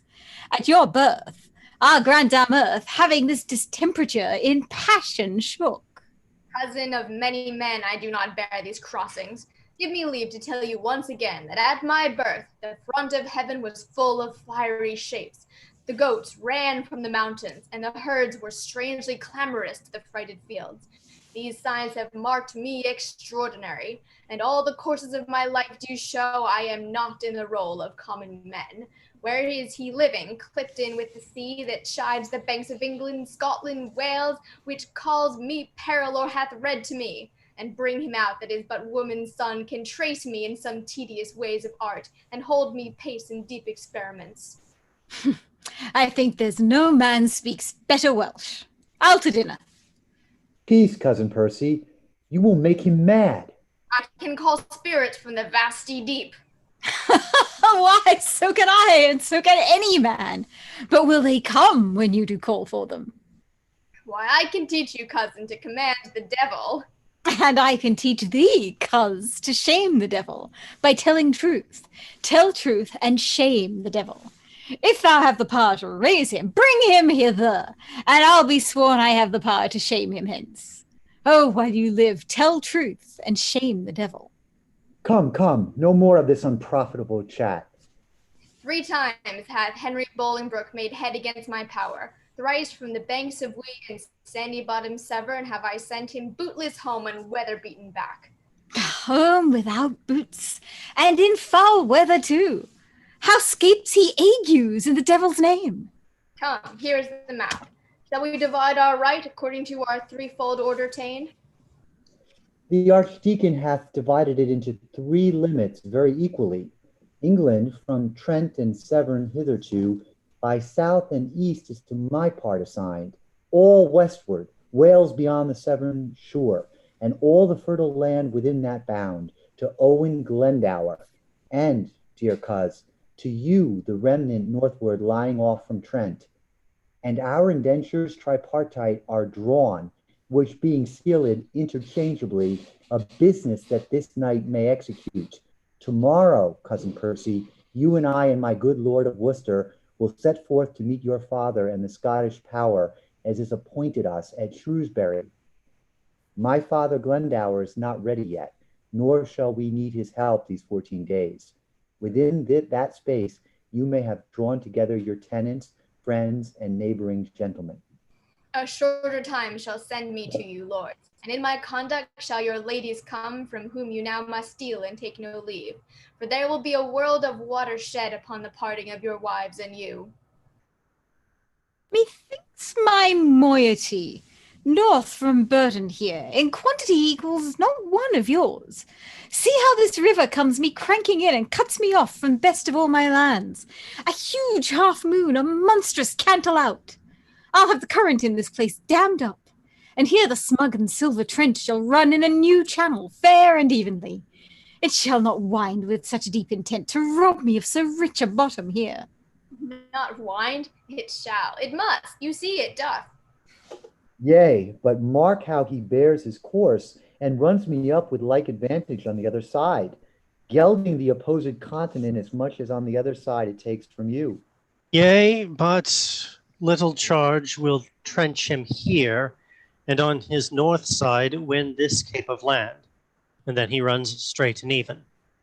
I'll have it so. A little charge will do it. I'll not have it altered. Will not you? No, nor you shall not. Who shall say me nay? Why, that will I. Let me not understand you then. Speak it in Welsh.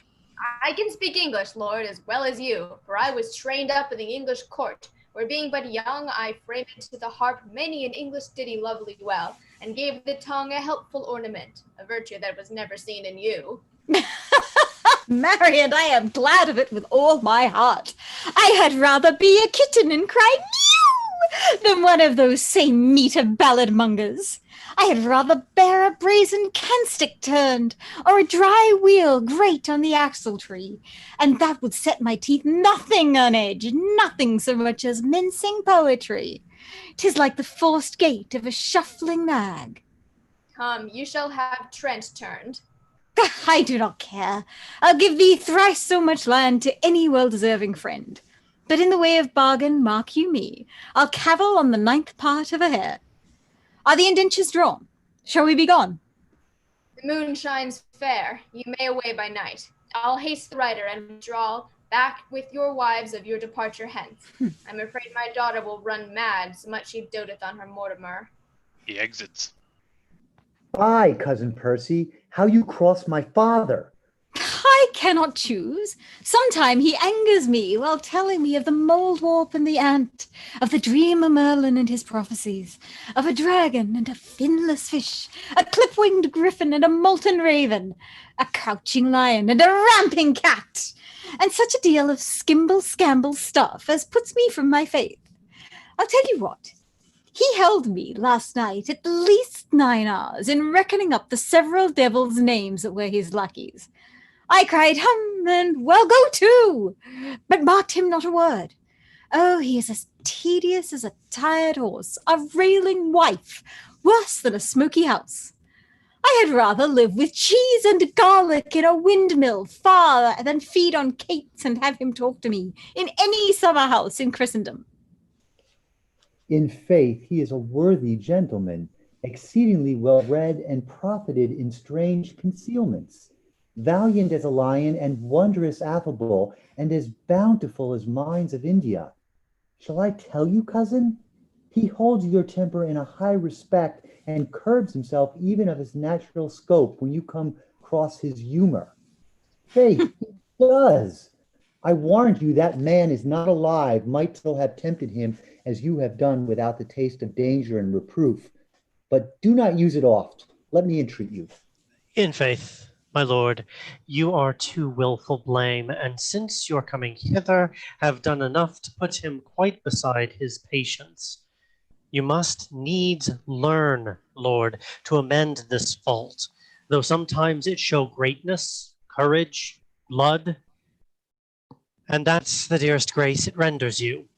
Yet oftentimes it doth present harsh rage, defect of manners, want of government, pride, haughtiness, opinion, and disdain, the least of which, haunting a nobleman, loseth men's hearts, and leaves behind a stain upon the beauty of all parts besides, beguiling them of condemnation. Well, I am schooled. Good manners be your speed. Here come our wives, and let us take our leave. Enter Glendower with the ladies. This is the deadly spite that angers me. My wife can speak no English. I no Welsh. My daughter weeps. She'll not part with you. She'll be a soldier too. She'll to the wars. Good father, tell her that she and my Aunt Percy shall follow in your conduct speedily. Glendower speaks to her in Welsh, and she answers him in the same. She is desperate here, a peevish, self-willed harlotry, one that no persuasion can do good upon. The lady speaks in Welsh. I understand thy looks, that pretty Welsh which thou pourest down from these swelling heavens, I am too perfect in, and, but for shame, in such a parley should I answer thee. The lady speaks again in Welsh, and they kiss. I understand thy kisses, and thou mine, and that's a feeling disputation. But I will never be a truant, love, till I have learned thy language, for thy tongue makes Welsh as sweet as ditties highly penned, sung by a fair queen in a summer's bower, with ravishing division to her lute. Nay, if you melt, then will she run mad. The lady speaks again in Welsh. Oh, I am ignorance itself in this. She bids you on the wanton rushes lay you down, and rest your gentle head upon her lap. and she will sing the psalm that pleaseth you, and on your eyelids crown the god of sleep, charming your blood with pleasing heaviness, making such difference twixt wake and sleep as is the difference betwixt night and day. The hour before the heavenly harnessed team begins his golden progress in the east. With all my heart, I'll sit and hear her sing. By that time will our book, think, be drawn. Do so, and those musicians that shall play to you hang in the air 1,000 leagues from hence, and straight they shall be here. Sit and attend. Come, Kate, thou art perfect in lying down. Come quick, quick, that I may lay my head in thy lap. Oh, you giddy goose.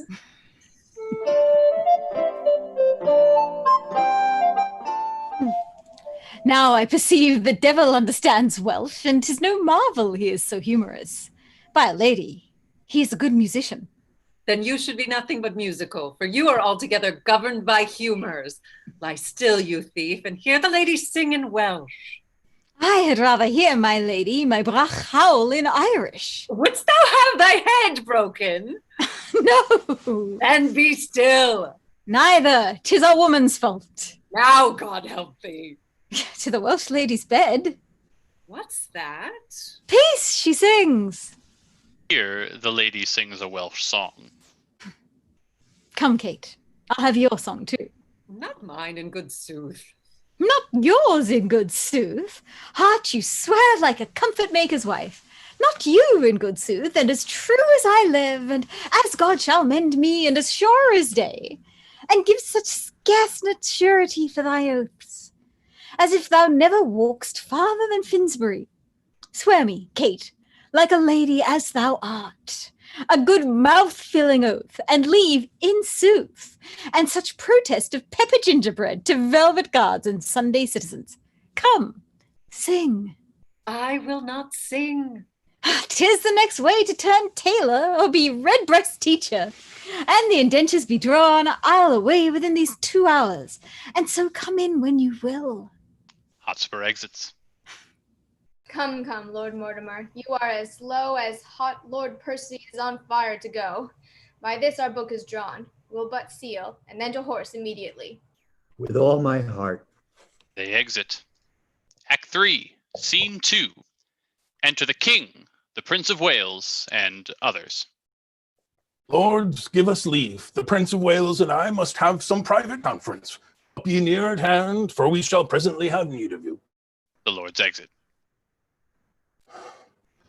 I know not whether God will have it so, for some displeasing service I have done, that in his secret doom out of my blood he'll breed revengement, a scourge for me. But thou dost in thy passages of life make me believe that thou art only marked for the hot vengeance and the rod of heaven to punish my mistreadings. Tell me, else could such inordinate and low desires, such poor, such bare, such lewd, such mean attempts, such barren pleasures, rude society as thou art matched withal and grafted to, accompany the greatness of thy blood and hold their level with thy princely heart? So please, your majesty, I would I could quit all offences with as clear excuse, as well as I am doubtless, I can purge myself of many I am charged withal. Yet such extenuation let me beg as, in reproof of many tales devised, which oft the ear of greatness needs must hear, by smiling pickthanks and base newsmongers, I may for some things true, where in my youth hath faulty wandered and irregular, find a pardon on my true submission. God pardon thee. Let me wonder, Harry, at thy affections, which do hold a wing quite from the flight of thy ancestors. Thy case in council thou hast rudely lost, which by thy younger brother is supplied, and art almost an alien to the hearts of all the court and princes of my blood. The hope and expectation of thy time is ruined, and the soul of every man prophetically do forethink thy fall. Had I so lavish of my presence been, so common hackneyed in the eyes of men, so stale and cheap to vulgar company, opinion that did help me to the crown, had still kept loyal to possession and left me in reputeless banishment, a fellow of no mark nor likelihood. By being seldom seen, I could not stir, but like a comet I was wondered at, that men would tell their children, this is he, Others would say, where is Bolingbroke? And then I stole all courtesy from heaven and dressed myself in such humility that I did pluck allegiance from men's hearts, loud shouts and salutations from their mouths, even in the presence of the crowned king. Thus did I keep my person fresh and new, my presence like a robe pontifical, ne'er seen but wondered at, and so my state, seldom but sumptuous, showed like a feast, and won by rareness such solemnity. The skipping king, he ambled up and down with shallow gestures and rash bavin wits, soon kindled and soon burnt, guarded his state, mingled his royalty with capering fools, had his great name profaned through their scorns, and gave his countenance against his name to laugh at gibing boys and stand the push of every beardless vain comparative, grew a companion to the common streets, and fiefed himself to popularity. But being daily swallowed by men's eyes, they surfeited with honey, and began to loathe the taste of sweetness, whereof a little more than a little is by much too much. So when he had occasion to be seen, he was but as the cuckoo is in June, heard, not regarded, seen, but with such eyes as, sick and blunted with community, afford no extraordinary gaze, such as is bent on sun-like majesty, when it shines seldom in admiring eyes, but rather drowsed and hung their eyelids down, slept in his face, and rendered such aspect as cloudy men use to their adversaries, being with his presence glutted, gorged, and full. And in that very line, Harry, standest thou, for thou hast lost thy princely privilege with vile participation. Not an eye but is aweary of thy common sight, save mine, which hath desired to see thee more, which now doth that I would not have it to make blind itself with foolish tenderness. I shall hereafter, my thrice gracious lord, be more myself. For all the world, as thou art to this hour, was Richard then, when I from France sent foot at Ravensperg. And even as I was then is Percy now. Now, by my sceptre, and my soul to boot, he hath more worthy interest to the state than thou, the shadow of succession. For of no right, nor colour like to right, he doth fill fields with harness in the realm, turns head against the lion's armed jaws, and being no more in debt to years than thou, leads ancient lords and reverend bishops on to bloody battles and to bruising arms. What never dying honour hath he got against renowned Douglas, whose high deeds, whose hot incursions and great name in arms holds from all soldiers chief majority and military title capital through all the kingdoms that acknowledge Christ? Thrice hath this Hotspur, Mars in swaddling clothes, this infant warrior, in his enterprises discomfited great Douglas, ta'en him once, enlarged him, and made a friend of him, to fill the mouth of deep defiance up and shake the peace and safety of our throne. And what say you to this? Percy, Northumberland, the Archbishop's Grace of York, Douglas, Mortimer, capitulate against us and are up. Wherefore do I tell these news to thee? Why, Harry, do I tell thee of my foes, which are my nearest and dearest enemy? Thou that art like enough, through vassal fear, base inclination, and a start of spleen, to fight against me under Percy's pay, to dog his heels and curtsy at his frowns, to show how much thou art degenerate. Do not think so. You shall not find it so. And God forgive them that so much have swayed your majesty's good thoughts away from me. I will redeem all this on Percy's head, and in the closing of some glorious day, be bold to tell you that I am your son. When I will wear a garment all of blood, and stain my favors in a bloody mask, which wash away shall scour my shame with it. And that shall be the day when ere it lights at this same child of honor and renown, this gallant Hotspur, this all-praised knight, and your unthought of Harry chance to meet. For every honor sitting on his helmwood, they were multitudes, and on my head my shames redoubled. For the time will come that I shall make this northern youth exchange his glorious deeds for my indignities. Percy is but my factor, good my lord, to engross up glorious deeds on my behalf. And I will call him to so strict account that he shall render every glory up, yea, even the slightest worship of his time, or I will tear the reckoning from his heart. This in the name of God I promise here, the which if he be pleased I shall perform. I do beseech your majesty may salve the long-grown wounds of my intemperance. If not, the end of life cancels all bans, and I will die 100,000 deaths ere break the smallest parcel of this vow. 100,000 rebels die in this. Thou shalt have charge and sovereign trust herein. Enter Blunt. How now, good Blunt? Thy looks are full of speed. So hath the business that I came to speak of. Lord Mortimer of Scotland hath sent word that Douglas and the English rebels met the 11th of this month at Shrewsbury.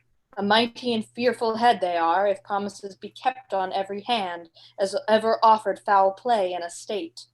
The Earl of Westmoreland set forth today, with him my son, Lord John of Lancaster, for this advertisement is 5 days old.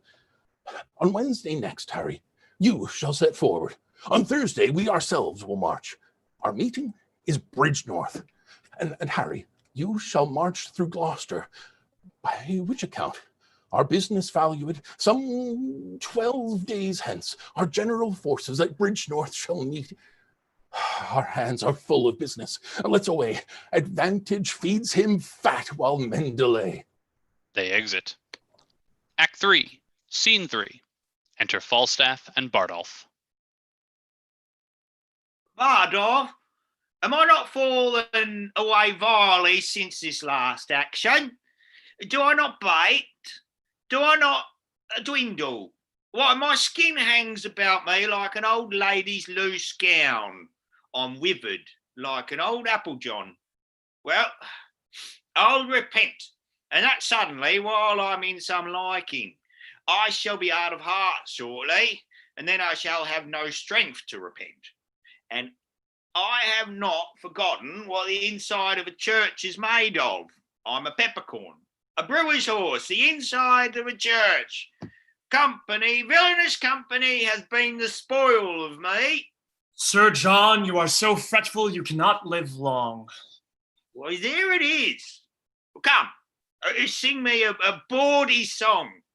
Make me merry. I was as virtuously given as a gentleman needs be. Virtuous enough. I swore little. I diced, not above 7 times a week. And I went to a boarding house not above once in a quarter of an hour, paid money that I borrowed 3 or 4 times, lived well and in good compass. And now I live all out of order, all out of compass. Why, you are so fat, Sir John, that you must needs be out of all compass, out of all reasonable compass, Sir John. Do you, thou amend thy face, and I'll amend thy life. Thou art admiral. Thou bearest the lantern in the poop, but it is in the nose of thee. Thou art the knight of the burning lamp. Why, Sir John, my face does you no harm. Oh no, I'll be sworn. I make as good use of it as many man doth of a death's head or memento mori. I never see thy face, but I think upon hellfire and Dives that lived in purple.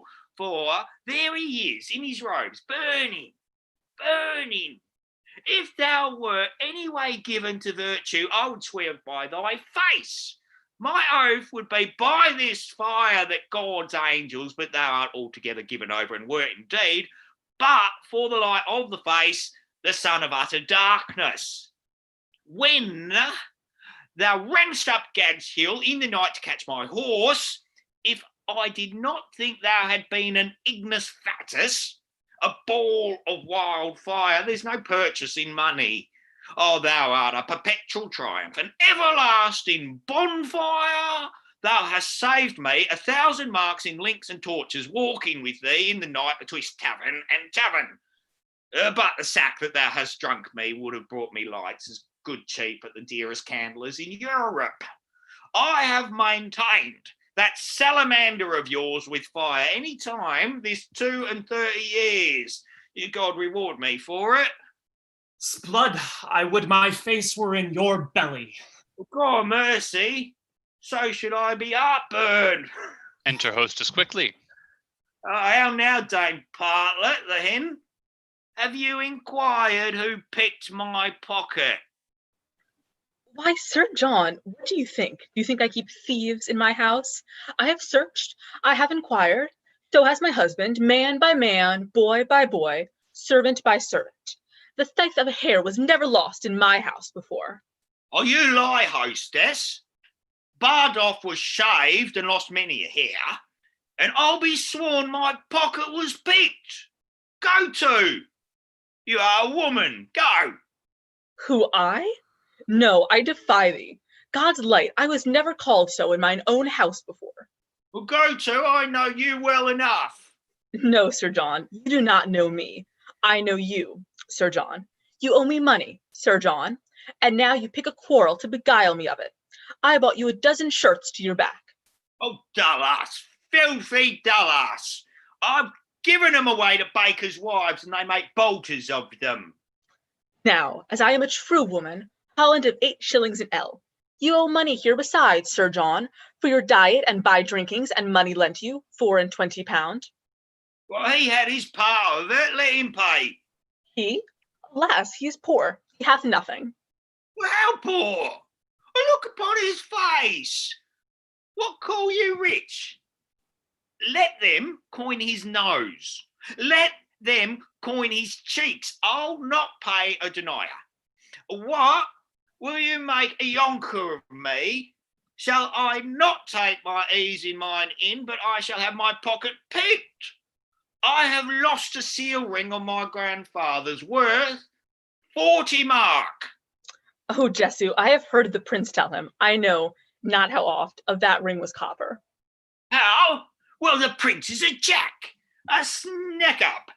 Blood, were he here, I would cudgel him like a dog if he would say so. Enter the prince, marching with Peto. Falstaff meets him, playing upon his truncheon like a fife. How now, lad? Is the wind in that door, in faith? Must we all march? Yea, 2 and 2, Newgate fashion. My lord, I pray you, hear me. What sayest thou, mistress, quickly? How doth thy husband? I love him well, he is an honest man. Good my lord, hear me. I pray thee, let her alone and list to me. What sayest thou, Jack? Well, the other night I fell asleep here behind the arras and had my pocket picked. The house is turned bawdy house, they pick pockets. What didst thou lose, Jack? Wilt thou believe me, Hal?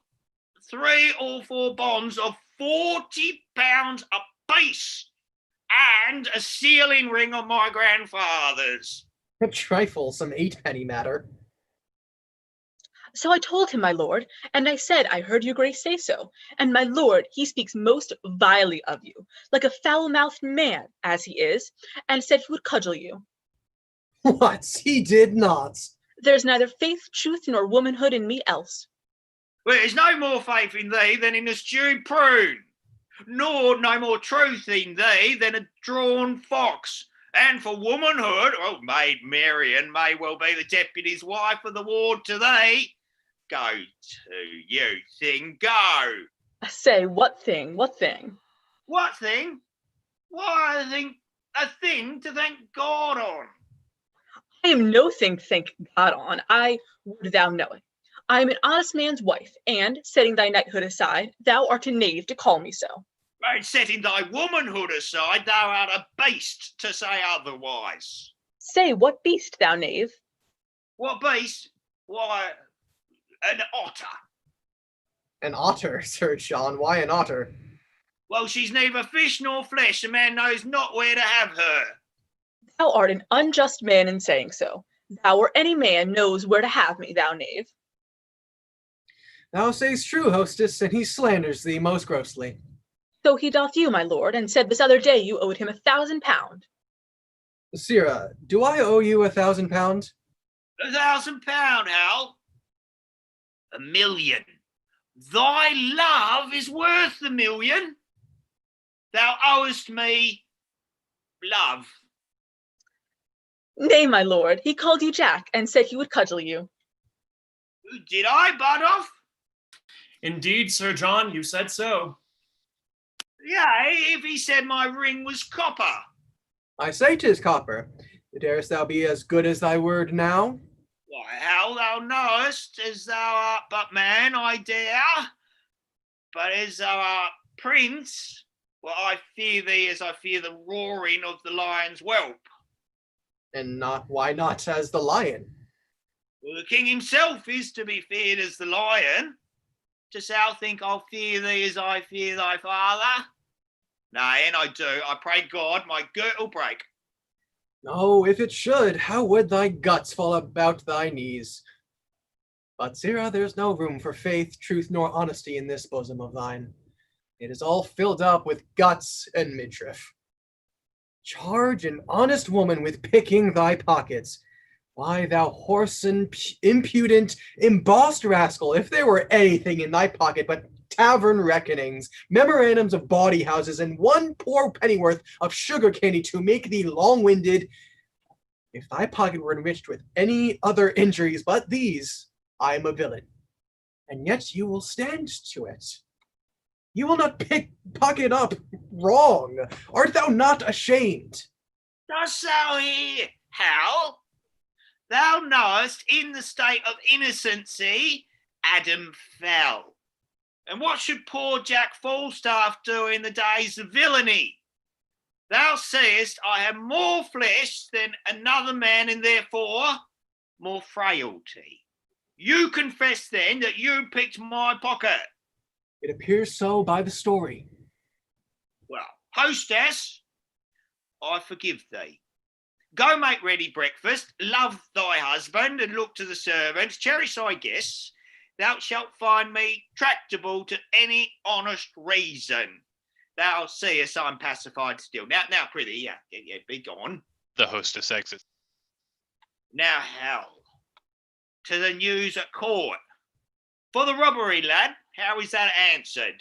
Oh, my sweet beef, I must still be good angel to thee. The money's paid back again. Oh, well, I do not like that paying back. 'Tis double labour. I am good friends with my father and may do anything. Well, rob me the exchequer the first thing thou dost, and do it with unwashed hands too. Do, my lord. I have procured thee, Jack, a charge of foot. I would it had been of horse. Where shall I find one that can steer well? Oh, for a fine thief of the age of 22 and thereabouts, I'm heinously unprovided.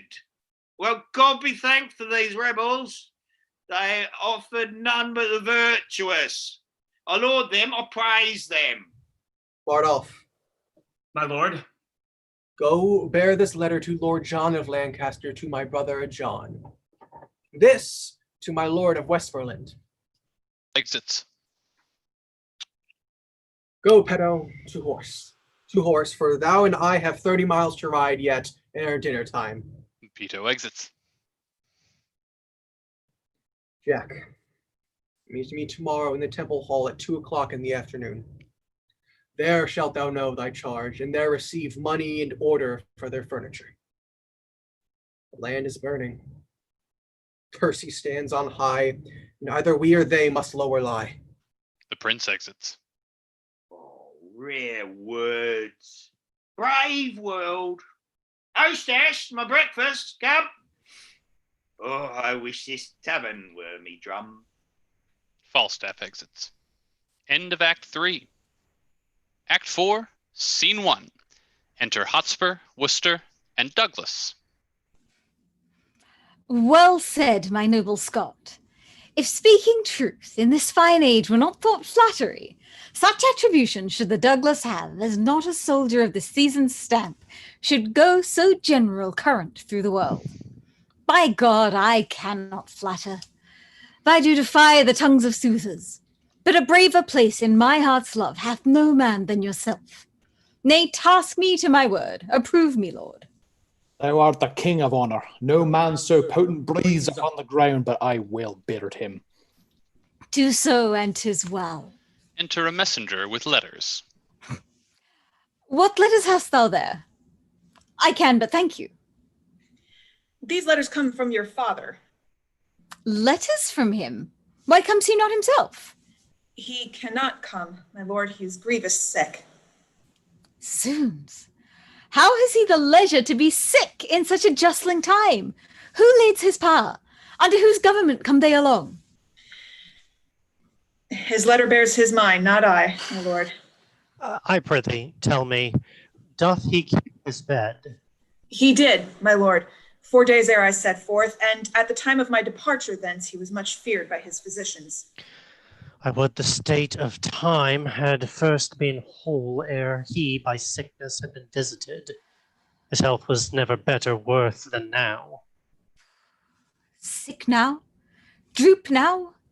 The sickness doth infect the very lifeblood of our enterprise. 'Tis catching hither, even to our camp. He writes me here that inward sickness, and that his friends by deputation could not so soon be drawn, nor did he think it meet to lay so dangerous and dear a trust on any soul removed but on his own. Yet doth he give us bold advertisement, that with our small conjunction we should on to see how fortune is disposed to us. For, as he writes, there is no quailing now, because the king is certainly possessed of all our purposes. What say you to it? Your father's sickness is a maim to us. A very perilous gash, a limb lopped off. And yet, in faith, it is not. His present want seems more than we shall find it. Were it good to set the exact wealth of all our states all at one cast, to set so rich a main on the nice hazard of one doubtful hour, it were not good. For therein we should read the very bottom and the soul of hope, the very list, the very utmost bound of all our fortunes. Faith, and so we should, where now remains a sweet reversion. We may boldly spend upon the hope of what is to come in. A comfort of retirement lives in this. A rendezvous, a home to fly unto, if that the devil and mischance look big upon the maidenhead of our affairs. But yet I would your father had been here. The quality and hair of our attempt brooks no division. It will be thought by some that know not why he is away, that wisdom, loyalty, and mere dislike of our proceedings kept the earl from hence. Of our proceedings kept, and think how such an apprehension may turn the tide of fearful faction, and breed a kind of question in our cause. For well you know, we of the offering side must keep aloof from strict arbitrament, and stop all sight holes, every loop from whence the eye of reason may pry upon us. This absence of your father's draws a curtain that shows the ignorant a kind of fear before not dreamt of. You strain too far. I rather of his absence make this use. It lends the lustre and more great opinion, a larger dare to our great enterprise, than if the earl were here. For men must think, if we without his help can make a head to push against a kingdom, with his help we shall all turn it topsy-turvy down. Yet all goes well, yet all our joints are whole. As heart can think, there is not such a word spoke of in Scotland as this term of fear. Enter Sir Richard Vernon. My cousin Vernon, welcome by my soul. Pray God, my news be worth a welcome, Lord. The Earl of Westmoreland, 7,000 strong, is marching hitherwards, with him Prince John. No harm, what more? And further, I have learned the king himself in person is set forth, or hitherwards, intended speedily, with strong and mighty preparation. He shall be welcome too. Where is his son, that nimble-footed madcap Prince of Wales, and his comrades that daft the world aside and bid it pass? All furnished. all in arms, all plumed like ostriches that with the wind baited like eagles have lately bathed, glittering in golden coats like images, as full of spirit as the month of May, and gorgeous as the sun at midsummer, wanton as youthful goats, wild as young bulls. I saw young Harry with his beaver on, his cuisses on his thighs, gallantly armed, rise from the ground like feathered Mercury, and vaulted with such ease into his seat, as if an angel dropped down from the clouds to turn and wind a fiery Pegasus, and witch the world with noble horsemanship. No more, no more! Worse than the sun in March, this praise doth nourish agues. Let them come. They come like sacrifices in their turn, and to the fire-eyed maid of smoky war, all hot and bleeding, we will offer them. The mailed Mars shall on his altar sit, up to the ears in blood. I am on fire to hear this rich reprisal is so nigh, and yet not ours. Come, let me taste my horse, who is to bear me like a thunderbolt against the bosom of the Prince of Wales. Harry to Harry shall, hot horse to horse, meet and ne'er part till one drop down a course. Oh, that Glendower were come! There is more news. I learned in Worcester as I rode along, he cannot draw his power this 14 days. That's the worst tidings that I hear of yet. Aye, by my faith, that bears a frosty sound. What may the king's whole battle reach unto? To 30,000. 40 let it be. My father and Glendower being both away, the powers of us may serve so great a day. Come, let us take up muster speedily. Doomsday is near. Die all, die merrily. Talk not of dying. I am out of fear of death or death's hand for this 1/2 year. They exit. Act 4, Scene 2. Enter Falstaff and Bardolph.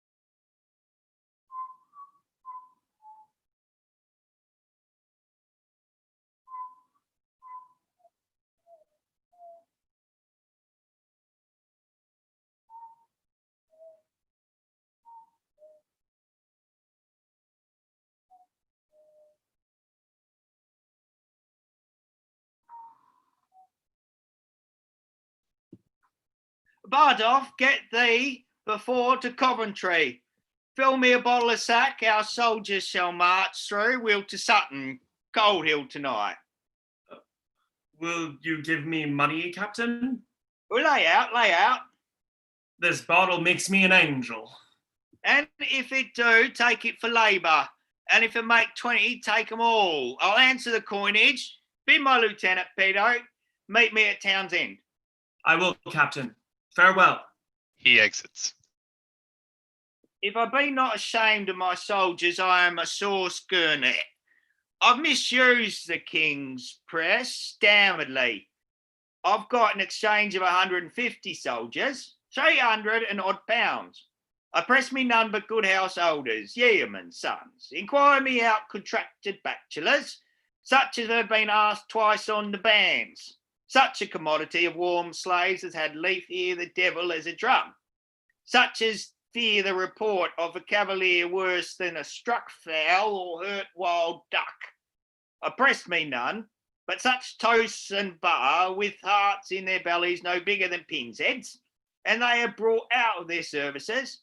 And now the whole charge consists of ancients, corporals, lieutenants, gentlemen of companies, slaves as ragged as Lazarus in the painted cloth, where the glutton's dogs lift his sores, and such as deed were never soldiers, but discarded, unjust serving men, younger sons to younger brothers, revolted tapsters and Ulster trade fallen, the cankers of calm world, and a long peace, 10 times more dishonourable ragged than an old unfeased ancient. And such have I fill up the rooms of them as have brought out their services, that you would think that I had 150 tattered prodigals lately come from swine keeping, from eating daff and husks. A mad fellow met me on the way and told me I had unloaded all the giblets and pressed dead bodies. No eye has seen such scarecrows. I'll not march through Coventry with them, that's flat. Nay, and the villains march wide betwixt the legs as they had greaves on, for indeed I had most of them out of prison. There's not one shirt and a half in all my company, and that half shirt is 2 napkins tacked together and thrown over the shoulders like a herald's coat without sleeves. And to the shirt, well, to say truth, stolen from my host at St Albans, or the red-nosed innkeeper at Daventry.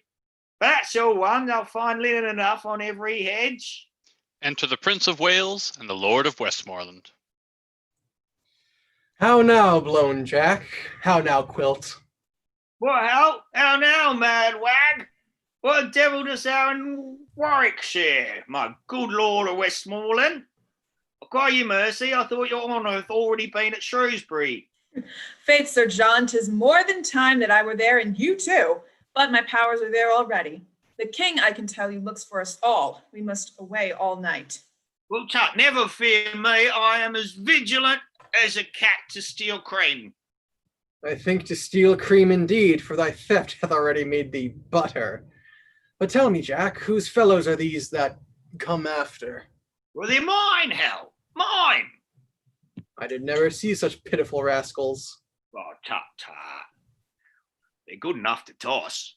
Food for powder, food for powder.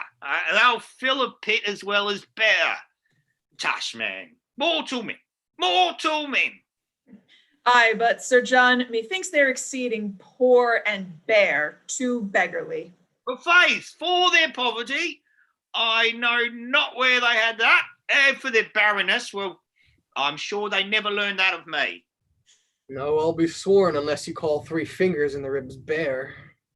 But Sirrah, make haste. Percy is already in the field. He exits. What, is the king encamped?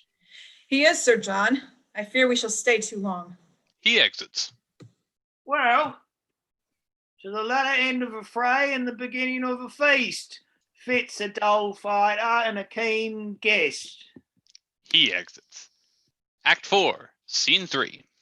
Enter Hotspur, Worcester, Douglas, and Vernon. We'll fight with him tonight. It may not be. You give him then the advantage. Not a whit. Why say you so? Looks he not for supply? So do we. His is certain, ours is doubtful. Good cousin, be advised. Stir not tonight. Do not, my lord. You do not counsel well. You speak out of fear and cold heart. Do me no slander, Douglas. By my life, and I dare well maintain it with my life, if well-respected honor bid me on, I hold as little counsel with weak fear as you, my lord, or any Scot that this day lives.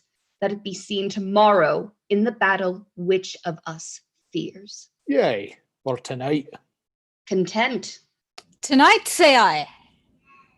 Come, it may not be. I wonder much, being men of such great leading as you are, that you foresee not what impediments drag back our expedition. Certain horse of my cousin Vernon's are not yet come up. Your Uncle Worcester's horse came but today, and now their pride and mettle is asleep, their courage with hard labor tame and dull, that not a horse is half the half of himself. So are the horses of the enemy, in general journey baited and brought low. The better part of ours are full of rest. The number of the king exceedeth ours. For God's sake, cousin, stay till all come in. Enter Sir Walter Blunt. I come with gracious offerings from the king, if you vouchsafe me hearing and respect. Welcome, Sir Walter Blunt, and would to God you were of our determination. Some of us love you well, and even those some envy your great deservings and good name, because you are not of our quality, but stand against us like an enemy. And God defend, but still I should stand so long as out of limit and true rule you stand against anointed majesty. But to my charge. The king hath sent to know the nature of your griefs, and whereupon you conjure from the breast of civil peace such bold hostility, teaching his duteous land audacious cruelty. If that the king hath any way your good deserts forgot, which he confesseth to be manifold, he bids you name your griefs, and with all speed you shall have your desires with interest, and pardon absolute for yourself, and these herein misled by your suggestion. The king is kind, and well we know the king knows at what time to promise, when to pay. My father and my uncle and myself did give him that same royalty he wears, when he was not 26 strong, sick in the world's regard, wretched and low, a poor unminded outlaw sneaking home. My father gave him welcome to the shore, and when he heard him swear and vow to God, he came but to be Duke of Lancaster, to sue his livery and beg his peace, with tears of innocency and terms of zeal. My father, in kind heart and pity moved, swore him assistance, and performed it too. Now, when the lords and barons of the realm perceived Northumberland did lean to him, the more and less came in with cap and knee, met him in boroughs, cities, villages, attended him on bridges, stood in lanes, laid gifts before him, proffered them their oaths, gave him their heirs as pages, followed him even at the heels in golden multitude. He presently, as greatness knows itself, steps me a little higher than his vow made to my father while his blood was poor, upon the naked shore at Ravensburg, and now, forsooth, takes on him to reform some certain edicts and some strait decrees that lie too heavy on the Commonwealth, cries out upon abuses, seems to weep o'er his country's wrongs, and by this face, this seeming brow of justice, did he win the hearts of all that he did angle for. Proceeded further, cut me off the heads of all the favourites that the absent king in deputation left behind him here, when he was personal in the Irish War. Tut, I came not to hear this. Then to the point. In short time after, he deposed the king. Soon after that, deprived him of the life, and in the neck of that tasked the whole state. To make that worse, suffered his kinsman March, who is, if every owner well were placed, indeed his king, to be engaged in Wales, there without ransom to lie forfeited, disgraced me in my happy victories, sought to entrap me by intelligence, rated mine uncle from the council board, enraged dismissed my father from the court, broke oath on oath, committed wrong on wrong, and in conclusion drove us to seek out this head of safety, and withal to pry into his title, which we find too indirect for long continuance. Shall I return this answer to the king? Not so, Sir Walter. We'll withdraw a while. Go to the king, and let there be in pawn some surety for a safe return again. And in the morning early shall mine uncle bring him our purposes. And so farewell. I would you accept of grace and love. And maybe so we shall. Pray God you do. They exit. Act 4, Scene 4. Enter the Archbishop of York and Sir Michael.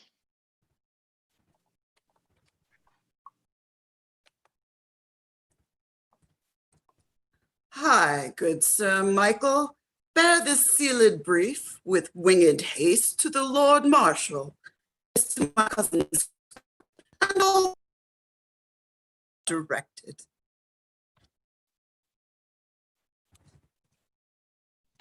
My good lord, I guess their tenure. Like enough you do. Tomorrow, good Sir Michael, is a day wherein the fortune of 10,000 men must by the touch. For Sir Ash truly given to understand. The king with mighty and quick-raised power meets with Lord Harry, and I fear Sir Michael, the sickness of Northumberland, whose power was in the first proportion. And what with Owen Glendower's absence thence, who with them was rated senior too, and comes not in, ruled by prophecies. I fear the power of Percy is too weak to wage an instant trial with the king. Why, my good lord, you need not fear. There is Douglas and Lord Mortimer. No, Mortimer is not there. But there is Mordred, Vernon, Lord Harry Percy, and there is my Lord Worcester, and a head of a gallant warrior's noble gentleman. And so there is. But yet the king hath drawn the special head of all the land together, the Prince of Wales, Lord John of Lancaster, noble Atholand, and the warlike Blunt, and many more co-rivals and dear men of estimation and command in arms. Doubt not, my lord, they shall be well opposed. I hope no less, yet needful 'tis to fear, and to prevent the worst. Sir Michael, speed. For if Lord Percy thrive not, ere the king dismiss his power, he means us, for he hath heard of our confederacy, and 'tis but wisdom to make strong against him. Therefore make haste. I must go right again to other friends. And so, farewell, Sir Michael. They exit. End of Act 4. Act 5, Scene 1. Enter the King, the Prince of Wales, Lord John of Lancaster, Sir Walter Blunt, and Falstaff. How bloodily the sun begins to peer above the unbulky hill. The day looks pale at his distemperature. The southern wind doth play the trumpet to his purposes, and by his hollow whistling in the leaves foretells a tempest and a blustering day. Then with the losers let it sympathize, for nothing can seem foul to those that win. Enter Worcester and Vernon. How now, my lord of Worcester? 'Tis not well that you and I should meet upon such terms as now we meet. You have deceived our trust, and made us doff our easy robes of peace to crush our old limbs in ungentle steel. This is not well, my lord. This is not well. What say you to it? Will you again unknit this churlish knot of all abhorred war, and move in that obedient orb again, where you did give a fair and natural light, and be no more an exhaled meteor, a prodigy of fear, and a portent of broached mischief to the unborn times? Hear me, my liege. For mine own part, I could be well content to entertain the lag end of my life with quiet hours, for I protest I have not sought the day of this dislike. You have not sought it. How comes it then? Rebellion lay in his way and he found it. Peace, Chewit, peace. It pleased your majesty to turn your looks of favor from myself and all our house, and yet I must remember you, my lord. We were the first and dearest of your friends. For you, my staff of office did I break in Richard's time, and posted day and night to meet you on the way and kiss your hand, when yet you were in place and in account nothing so strong and fortunate as I. It was myself, my brother, and his son that brought you home and boldly did outdare the dangers of the time. You swore to us, and you did swear that oath at Doncaster, that you did nothing purpose gainst the state, nor claim no further than your new-fallen right, the seat of Gaunt, dukedom of Lancaster. To this we swore our aid, but in short space it rained down fortune showering on your head, and such a flood of greatness fell on you, what with our help with what the absent king, what with the injuries of a wanton time, the seeming sufferances that you had borne, and the contrarious winds that held the king so long in his unlucky Irish wars, that all in England did repute him dead. And from this swarm of fair advantages, you took occasion to be quickly wooed, to gripe the general sway in your hand, forgot your oath to us at Doncaster, and being fed by us, you used us so as that ungentle gull, the cuckoo's bird, useth the sparrow, did oppress our nest, grew by our feeding to so great a bulk that even our love durst not come near your sight for fear of swallowing.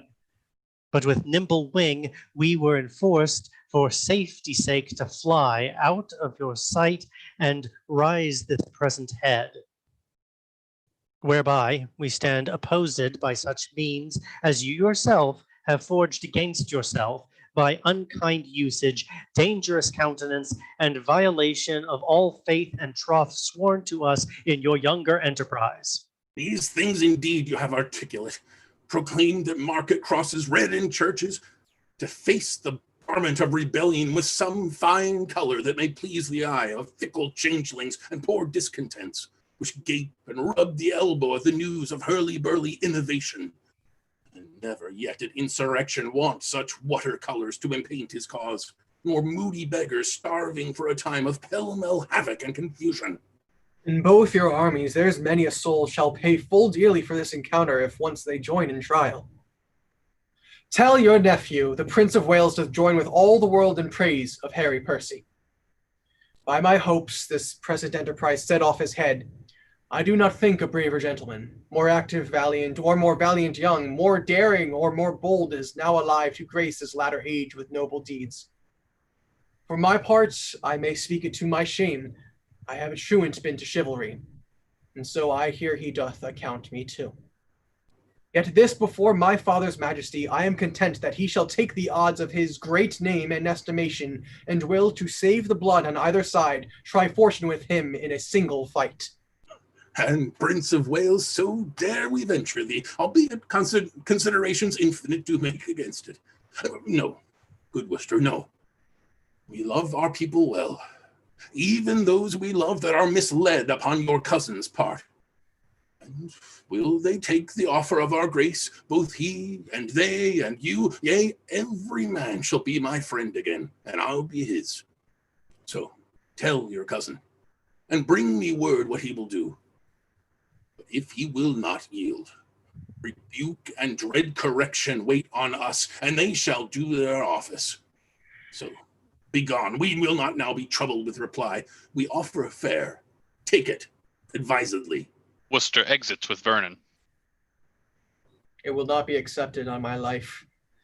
Douglas and the Hotspur both together are confident against the world in arms. Hence, therefore, every leader to his charge. For on their answer will we set on them, and God befriend us as our cause is just. They exit. The prince and Falstaff remain. Hal, if thou see me down in the battle and bestrid me, so 'tis the point of friendship, Nothing but a colossus can do thee that, friendship. Say thy prayers, and farewell. I would it were bedtime, Hal, and all well. Why, thou owest God a death. He exits. Well, 'tis not due yet. I would be loath to pay him before his day. What need I be so forward with him that calls not on me? Well, 'tis no matter. Honour pricks me on, eh? But how if honour prick me off when I come on? How then? Can honour set a leg? No. Or an arm? No. Or take away the grief of a wound? No.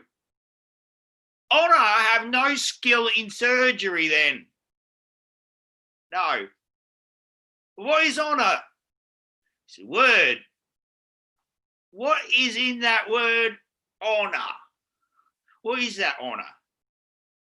Heir. A trim reckoning. Who has it? He that died on Wednesday. Does he feel it? No. Does he hear it? No. 'Tis insensible then, to the dead. But will it not live with the living? No. Why, detraction will not suffer it. Therefore, hold none of it. Honour is a mere scrutcheon. And so ends my catechism. He exits. Act 5, Scene 2. Enter Worcester and Sir Richard Vernon. Oh no, my nephew must not know, Sir Richard, the liberal and kind offer of the king. For best he did. Then are we all undone. It is not possible, it cannot be, the king should keep his word in loving us. He would suspect us still, and find a time to punish this offense and other faults. Suspicion all our lives shall be stuck full of eyes, for treason is to be trusted like the fox, who, never so tame, so cherished and locked up, will have a wild trick of his ancestors. Look how we can, or sad or merrily, interpretation will misquote our looks, and we shall feed like oxen at a stall, the better cherished still, the nearer death. My nephew's trespass may well be forgot. It hath the excuse of youth and the heat of blood, and an adopted name of privilege, a hair-brained Hotspur governed by a spleen. All his offenses live upon my head and on his father's. We did train him on, and his corruption being ta'en from us, we as the spring of all shall pay for all. Therefore, good cousin, let not Harry know in any case the offer of the king. Deliver what you will. I'll say 'tis so. Enter Hotspur, Douglas, and their army.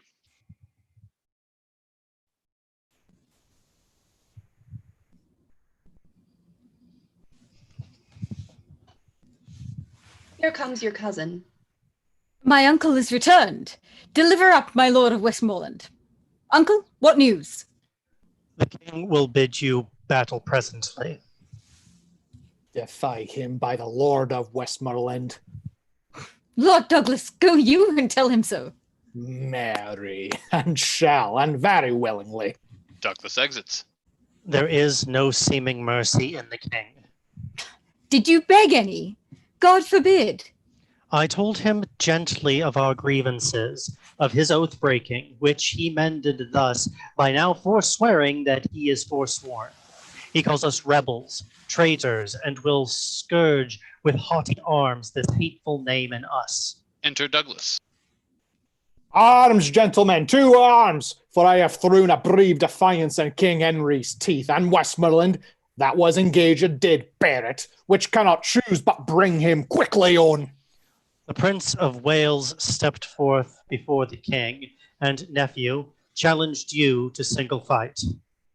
Oh, would the quarrel lay upon our heads, and that no man might draw short breath today but I and Harry Monmouth.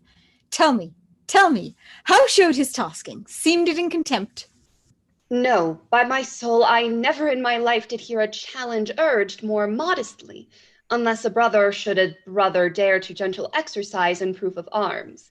He gave you all the duties of a man, trimmed up your praises with a princely tongue, spoke your deservings like a chronicle, making you ever better than his praise, but still dispraising praise valued with you, and with which became him like a prince indeed. He made a blushing sightle of himself, and chid his truant youth with such a grace as if mastered there a double spirit of teaching and of learning instantly.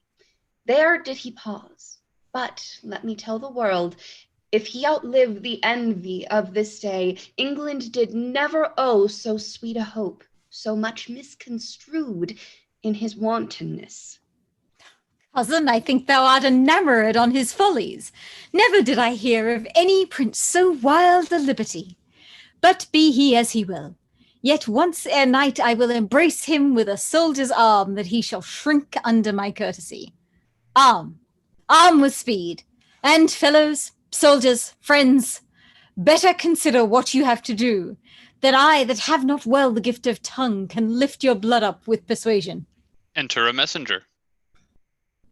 My lord, here are letters for you. I cannot read them now. Oh, gentlemen, the time of life is short. To spend that shortness basely were too long if life did ride upon a dial's point, still ending at the arrival of an hour. And if we live to tread on kings. If die, brave death, where princes die with us. Now, for our consciences, the arms are fair, when the intent of bearing them is just. My lord, prepare. The king comes on apace. I thank him that he cuts me from my tale, for I profess not talking. Only this, let each man do his best. And here I draw a sword with temper I intend to stain with the best blood that I can meet withal in the adventure of this perilous day. Now, Esperance, Percy, and set on. Sound all the lofty instruments of war, and by that music let us all embrace. For heaven to earth, some of us never shall a second time do such a courtesy. Here they embrace. And exit. Act 5, Scene 3. The king enters with his power. He crosses the stage and exits. Then enter Douglas and Sir Walter Blunt, disguised as the king. What is thy name that in the battle thus crossed me? What honor dost thou seek upon my head? Know then my name is Douglas, and I do haunt thee in the battle thus, because some tell me that thou art a king. They tell thee true. The Lord of Stafford dear today hath brought thy likeness. For instead of thee, King Harry, this sword hath ended him. So shall it be, unless thou yield thee as my prisoner. I was not born a yielder, thou proud Scot, and thou shalt find a king that will revenge Lord Stafford's death. They fight. Douglas kills Blunt. Then enter Hotspur.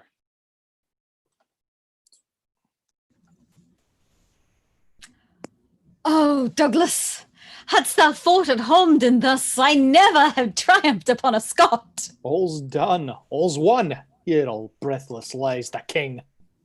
Where? Here. This, Douglas? No, I know his face full well. A gallant knight he was. His name was Blunt, semblably furnished like the king himself. Ah, a fool go with thy soul whither it goes. A borrowed title hast thou bought it too dear. Why didst thou tell me that thou wert a king? The king hath many marching in his coats. Now by my sword I will kill all his coats. I'll murder all his wardrobe piece by piece until I meet the king. Up and away, our soldiers stand full fairly for the day. They exit. Enter Falstaff alone. Though I could escape shot-free at London, I fear the shot here. There's no scoring but upon the pate. So, where are you? Oh, Sir Walter Blunt. Well, there's honour for you. Here's no vanity. I am as hot as molten lead and as heavy too. God keep lead out of me. I have need no more weight than my own bowels. I've led my ragamuffins where they were peppered. There's not 3 of my 150 left alive. And they are for the town's end to beg during life. But who comes here? Enter the prince. What? Standest thou idle here? Lend me thy sword. Many a nobleman lies stark and stiff under the hoofs of vaunting enemies, whose deaths are yet unrevenged. I prithee, lend me thy sword. Oh, hell, I prithee give me leave to breathe a while. Turk Gregory never did such deeds in arms as I have done this day. I have paid Percy. I've made him sure. He is indeed and living to kill thee. I pray thee, lend me thy sword. Nay, before God, Hal, if Percy be alive, thou art getting not my sword. Take my pistol, if thou wilt. Give it me. What is it in the case? It's hot. That's Will sack a city. The prince draws it out and finds it to be a bottle of sack. What? Is it a time to jest and dally now? He throws the bottle at him and exits. Well, if Percy be alive, I'll pierce him. If he do come in my way, so. If he do not, if I come in his unwillingly, let him make a carbonado of me. I like not such grinning honour as Sir Walter hath. Give me my life, which if I can save, so. If not, honour comes unlooked for. There's an end. He exits. Blunt's body is carried off. Act 5, Scene 4. Enter the King, the Prince, Lord John of Lancaster, and the Earl of Westmoreland. I prithee, Harry, withdraw thyself. Thou bleedst too much. Lord John of Lancaster, go you with him. Not I, my lord, unless I bleed too. I beseech your majesty, make up, lest your retirement do amaze your friends. I will do so. My lord of Westmoreland, lead him to his tent. My lord, I'll lead you to your tent. Lead me, my lord. I do not need your help. And God forbid a shallow scratch should drive the Prince of Wales from such a field as this, where stained nobility lies trodden on, and rebels' arms triumph in massacres. You breathe too long. Come, cousin Westmore. Our duty lies, this way lies. For God's sake, come! Lancaster and Westmoreland exit. My God, thou hast deceived me, Lancaster. I did not think thee lord of such a spirit. Before I loved thee as a brother, John, but now I do respect thee as my soul. I saw him hold Lord Percy at the point with lustier maintenance than I did look for of such an ungrown soldier. Oh, this boy lends mettle to us all. He exits as Douglas enters. Another king? They grow like Hydra's heads. I am the Douglas, fatal to all those that wear those colours on him. What art thou that counterfeits the person of the king? The king himself, who, Douglas, grieves at heart so many of his shadows thou hast met, and not the very king. I have 2 boys seek Percy and thyself about the field.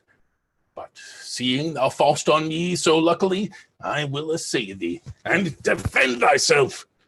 I fear thou art another counterfeit, and yet in faith thou bearest thee like a king. But mine I am sure thou art, whoever thou be, and thus I win thee. They fight. The king, being in danger, enter the Prince of Wales. Hold up thy head, vile Scot, or thou art like never to hold it up again. The spirits of valiant Shirley, Stafford, Blunt are in my arms. It is the Prince of Wales that threatens thee, who never promiseth but he means to pay. They fight, and Douglas flies. Cheerly, my lord. How fares your grace? Sir Nicholas Gauzy hath for succour sent, and so hath Clifton. I'll to Clifton straight. Stay and breathe a while. Thou hast redeemed thy lost opinion, and showed thou makest some tender of my life in this fair rescue thou hast brought to me. Oh God, they did me too much injury that ever said I hearkened for your death. If it were so, I might have let alone the insulting hand of Douglas over you, which would have been as speedy in your end as all the poisonous potions in the world, and saved the treacherous labor of your son. Make up to Clifton. I'll to Sir Nicholas Gauzy. The king exits as Hotspur enters. If I mistake not, thou art Harry Monmouth. Thou speakest as if I would deny my name. My name is Harry Percy. Why then I see a very rebel of thy name. I am the Prince of Wales, and think not, Percy, to share with me in glory any more. 2 stars keep not their motion in one sphere, nor can one England brook a double reign of Harry Percy and the Prince of Wales. Nor shall it, Harry, for the hour is come to end the one of us, and would to God thy name in arms were now as great as mine. I'll make it greater ere I part from thee, and all the budding honours of thy crest I'll crop to make a garland from my head. I can no longer brook thy vanities. They fight. Enter Falstaff. Ah, well said, Hal. To it, Hal. Nay, you shall find no boys' play here, I tell you. Enter Douglas. He fights with Falstaff, who falls down as if he were dead. Douglas exits. The prince kills Percy. Oh, Harry, thou hast robbed me of my youth. I better brook the loss of brittle life than those proud titles thou hast won of me. They wound my thoughts worse than thy sword my flesh. But thoughts, the slaves of life and lifetime's fool, and time that takes survey of all the world must have a stop. Oh, I could prophesy, but that the earthy and cold hand of death lies on my tongue. No, Percy, thou art dust, and food for worms. Brave Percy. Fare thee well, great heart. Ill-weaved ambition, how much art thou shrunk! When that this body did contain a spirit, a kingdom for it was too small a bound. But now 2 paces of the vilest earth is room enough. This earth that bears thee dead bears not a life so stout a gentleman. If thou were too sensible of courtesy, I should not make so dear a show of zeal. But let my favors hide thy mangled face. And even in thy behalf I'll thank myself for doing these fair rites of tenderness. Adieu, and take thy praise with thee to heaven. Thy ignominy sleep with thee in the grave, but not remembered in thy epitaph. What? Old acquaintance, could not all this flesh keep in a little life? Poor Jack. Farewell. I could have better spared a better man. Oh, I should have a heavy miss of thee if I were much in love with vanity. Death had not struck so fat a deer today, though many deer in this bloody fray. Embowelled will I see thee by and by. Till then in blood, my noble Percy lie. He exits. Falstaff rises up.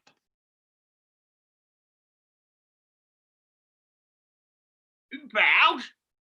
If thou would bow me today, I'll leave to bow to me and eat me too tomorrow. Splud. 'Twas time to counterfeit, or that hot to Magnet Scott have paid me Scott and lot too. Counterfeit. Well, I'm no counterfeit. To die is to be a counterfeit, for he that is but a counterfeit of a man who hath not the life of a man. But to be counterfeit dying when a man thereby liveth is to be no more counterfeit, but the true and perfect image of life indeed. The better part of valour is discretion, in the which better part I have saved my life. Zounds, I am afraid of this gunpowder Percy, though he be dead. Now, if he should counterfeit too and rise, by my faith, I'm afraid he would prove the better counterfeit. Therefore, I will make sure, I'll swear I'll kill him. I'll swear that I killed him. Why, may not he rise as well as I? Nothing confutes me but eyes, and no one sees me. Therefore, Sirrah, He stabs Hotspur. right, with a new wound in your thigh, you come with me. He takes Hotspur on his back as enter Prince and John of Lancaster. Come, brother John. Full bravely hast thou fleshed thy maiden sword. But soft, who have we here? Did not you tell me this fat man was dead? I did. I saw him dead, breathless and bleeding on the ground. Art thou alive? Or is it fantasy that plays upon our eyesight? I prithee speak. We will not trust our eyes without our ears. Thou art not what thou seemst. Nay, that's certain. I am not a double man. But if I be not Jack Falstaff, then I am a Jack. Now there is Percy.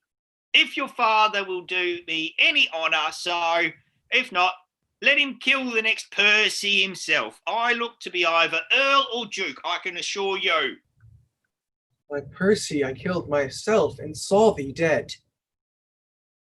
Didst thou? Lord, Lord, how this world is given to lying.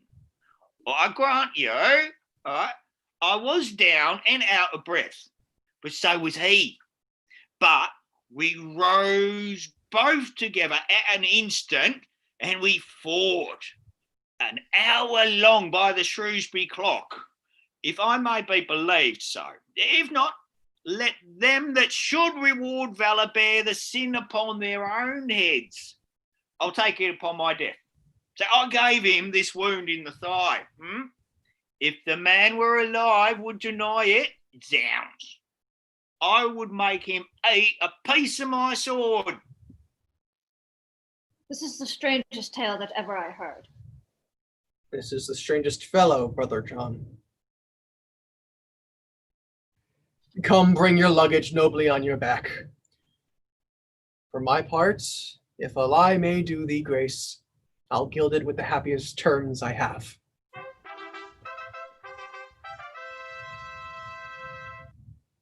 The trumpet sounds retreat. The day is ours. Come, brother, let us to the highest of the field to see what friends are living who are dead. They exit. I'll follow, as they say, for reward. He that rewards me, God reward him. If I do grow great, I'll grow less, for I'll purge and leave sack and live as cleanly as a nobleman should do. He exits, carrying Hotspur's body. Act 5, Scene 5. Enter the King, the Prince of Wales, Lord John of Lancaster, the Earl of Westmoreland, with Worcester and Vernon as prisoners and soldiers. Thus ever did rebellion find rebuke. Ill-spirited Worcester, did not we send grace, pardon, and terms of love to all of you? And wouldst thou turn our offers contrary, misuse the tenor of our kinsman's trust? 3 knights upon our party slain today, a noble earl, and many a creature else hath been alive this hour, if, like a Christian, thou hast truly borne betwixt our armies true intelligence. What I have done, my safety urged me to, and I embrace this fortune patiently, since not to be avoided it falls on me. Bear Worcester to the death, and Vernon too. Other offenders we will pause upon. Worcester and Vernon exit under guard. How goes the field? The noble Scot, Lord Douglas, when he saw the fortune of the day quite turned from him, the noble Percy slain, and all his men upon the foot of fear, fled with the rest. And falling from a hill, he was so bruised that pursuers took him. At my tent the Douglas is, and I beseech your grace I may dispose of him. With all my heart. Then, Brother John of Lancaster, to you this honorable bounty shall belong. Go to the Douglas and deliver him up to his pleasure, ransomless and free. His valor shown upon our crests today have taught us how to cherish such high deeds, even in the bosom of our adversaries. I thank your grace for this high courtesy, which I shall give away immediately. Then this remains, that we divide our power. You, son John, and my cousin Westmoreland, towards York shall bend you with your dearest speed, to meet Northumberland and the prelate Scroop, who, as we hear, are busily in arms. Myself and you, son Harry, will towards Wales, to fight with Glendower and the Earl of March. Rebellion in this land shall lose his sway, meeting the check of such another day. Since this business so fair is done, let us not leave till all our own be won. They exit. End of play. Thank you for joining us for Henry IV, Part 1. We will continue with Part 2 in 2 weeks on August 22nd. A big thanks again to our friend, Your Friendly Neighborhood Shakespeare. Visit him at his website, shakespeareapproves.com, or on Facebook at Shakespeare Approves, Your Friendly Neighborhood Shakespeare. We'd once again like to thank all of the actors who have volunteered to read with us this evening. Thank you for joining us tonight. Those of you who will be back in 2 weeks, thank you again.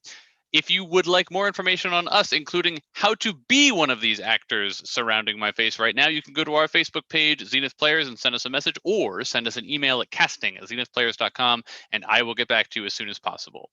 We want to continue to express our support to everyone out there who is working to keep us safe and those continuing to protest and demonstrate. There's a lot happening in August. Join us Wednesday, the 12th, for our first collaboration with the Social Distancing Players, The Importance of Being Earnest. Next Saturday, as we present a reading of The Frogs by Aristophanes.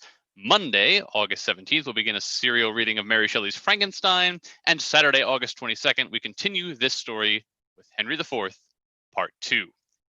Thank you, and good night.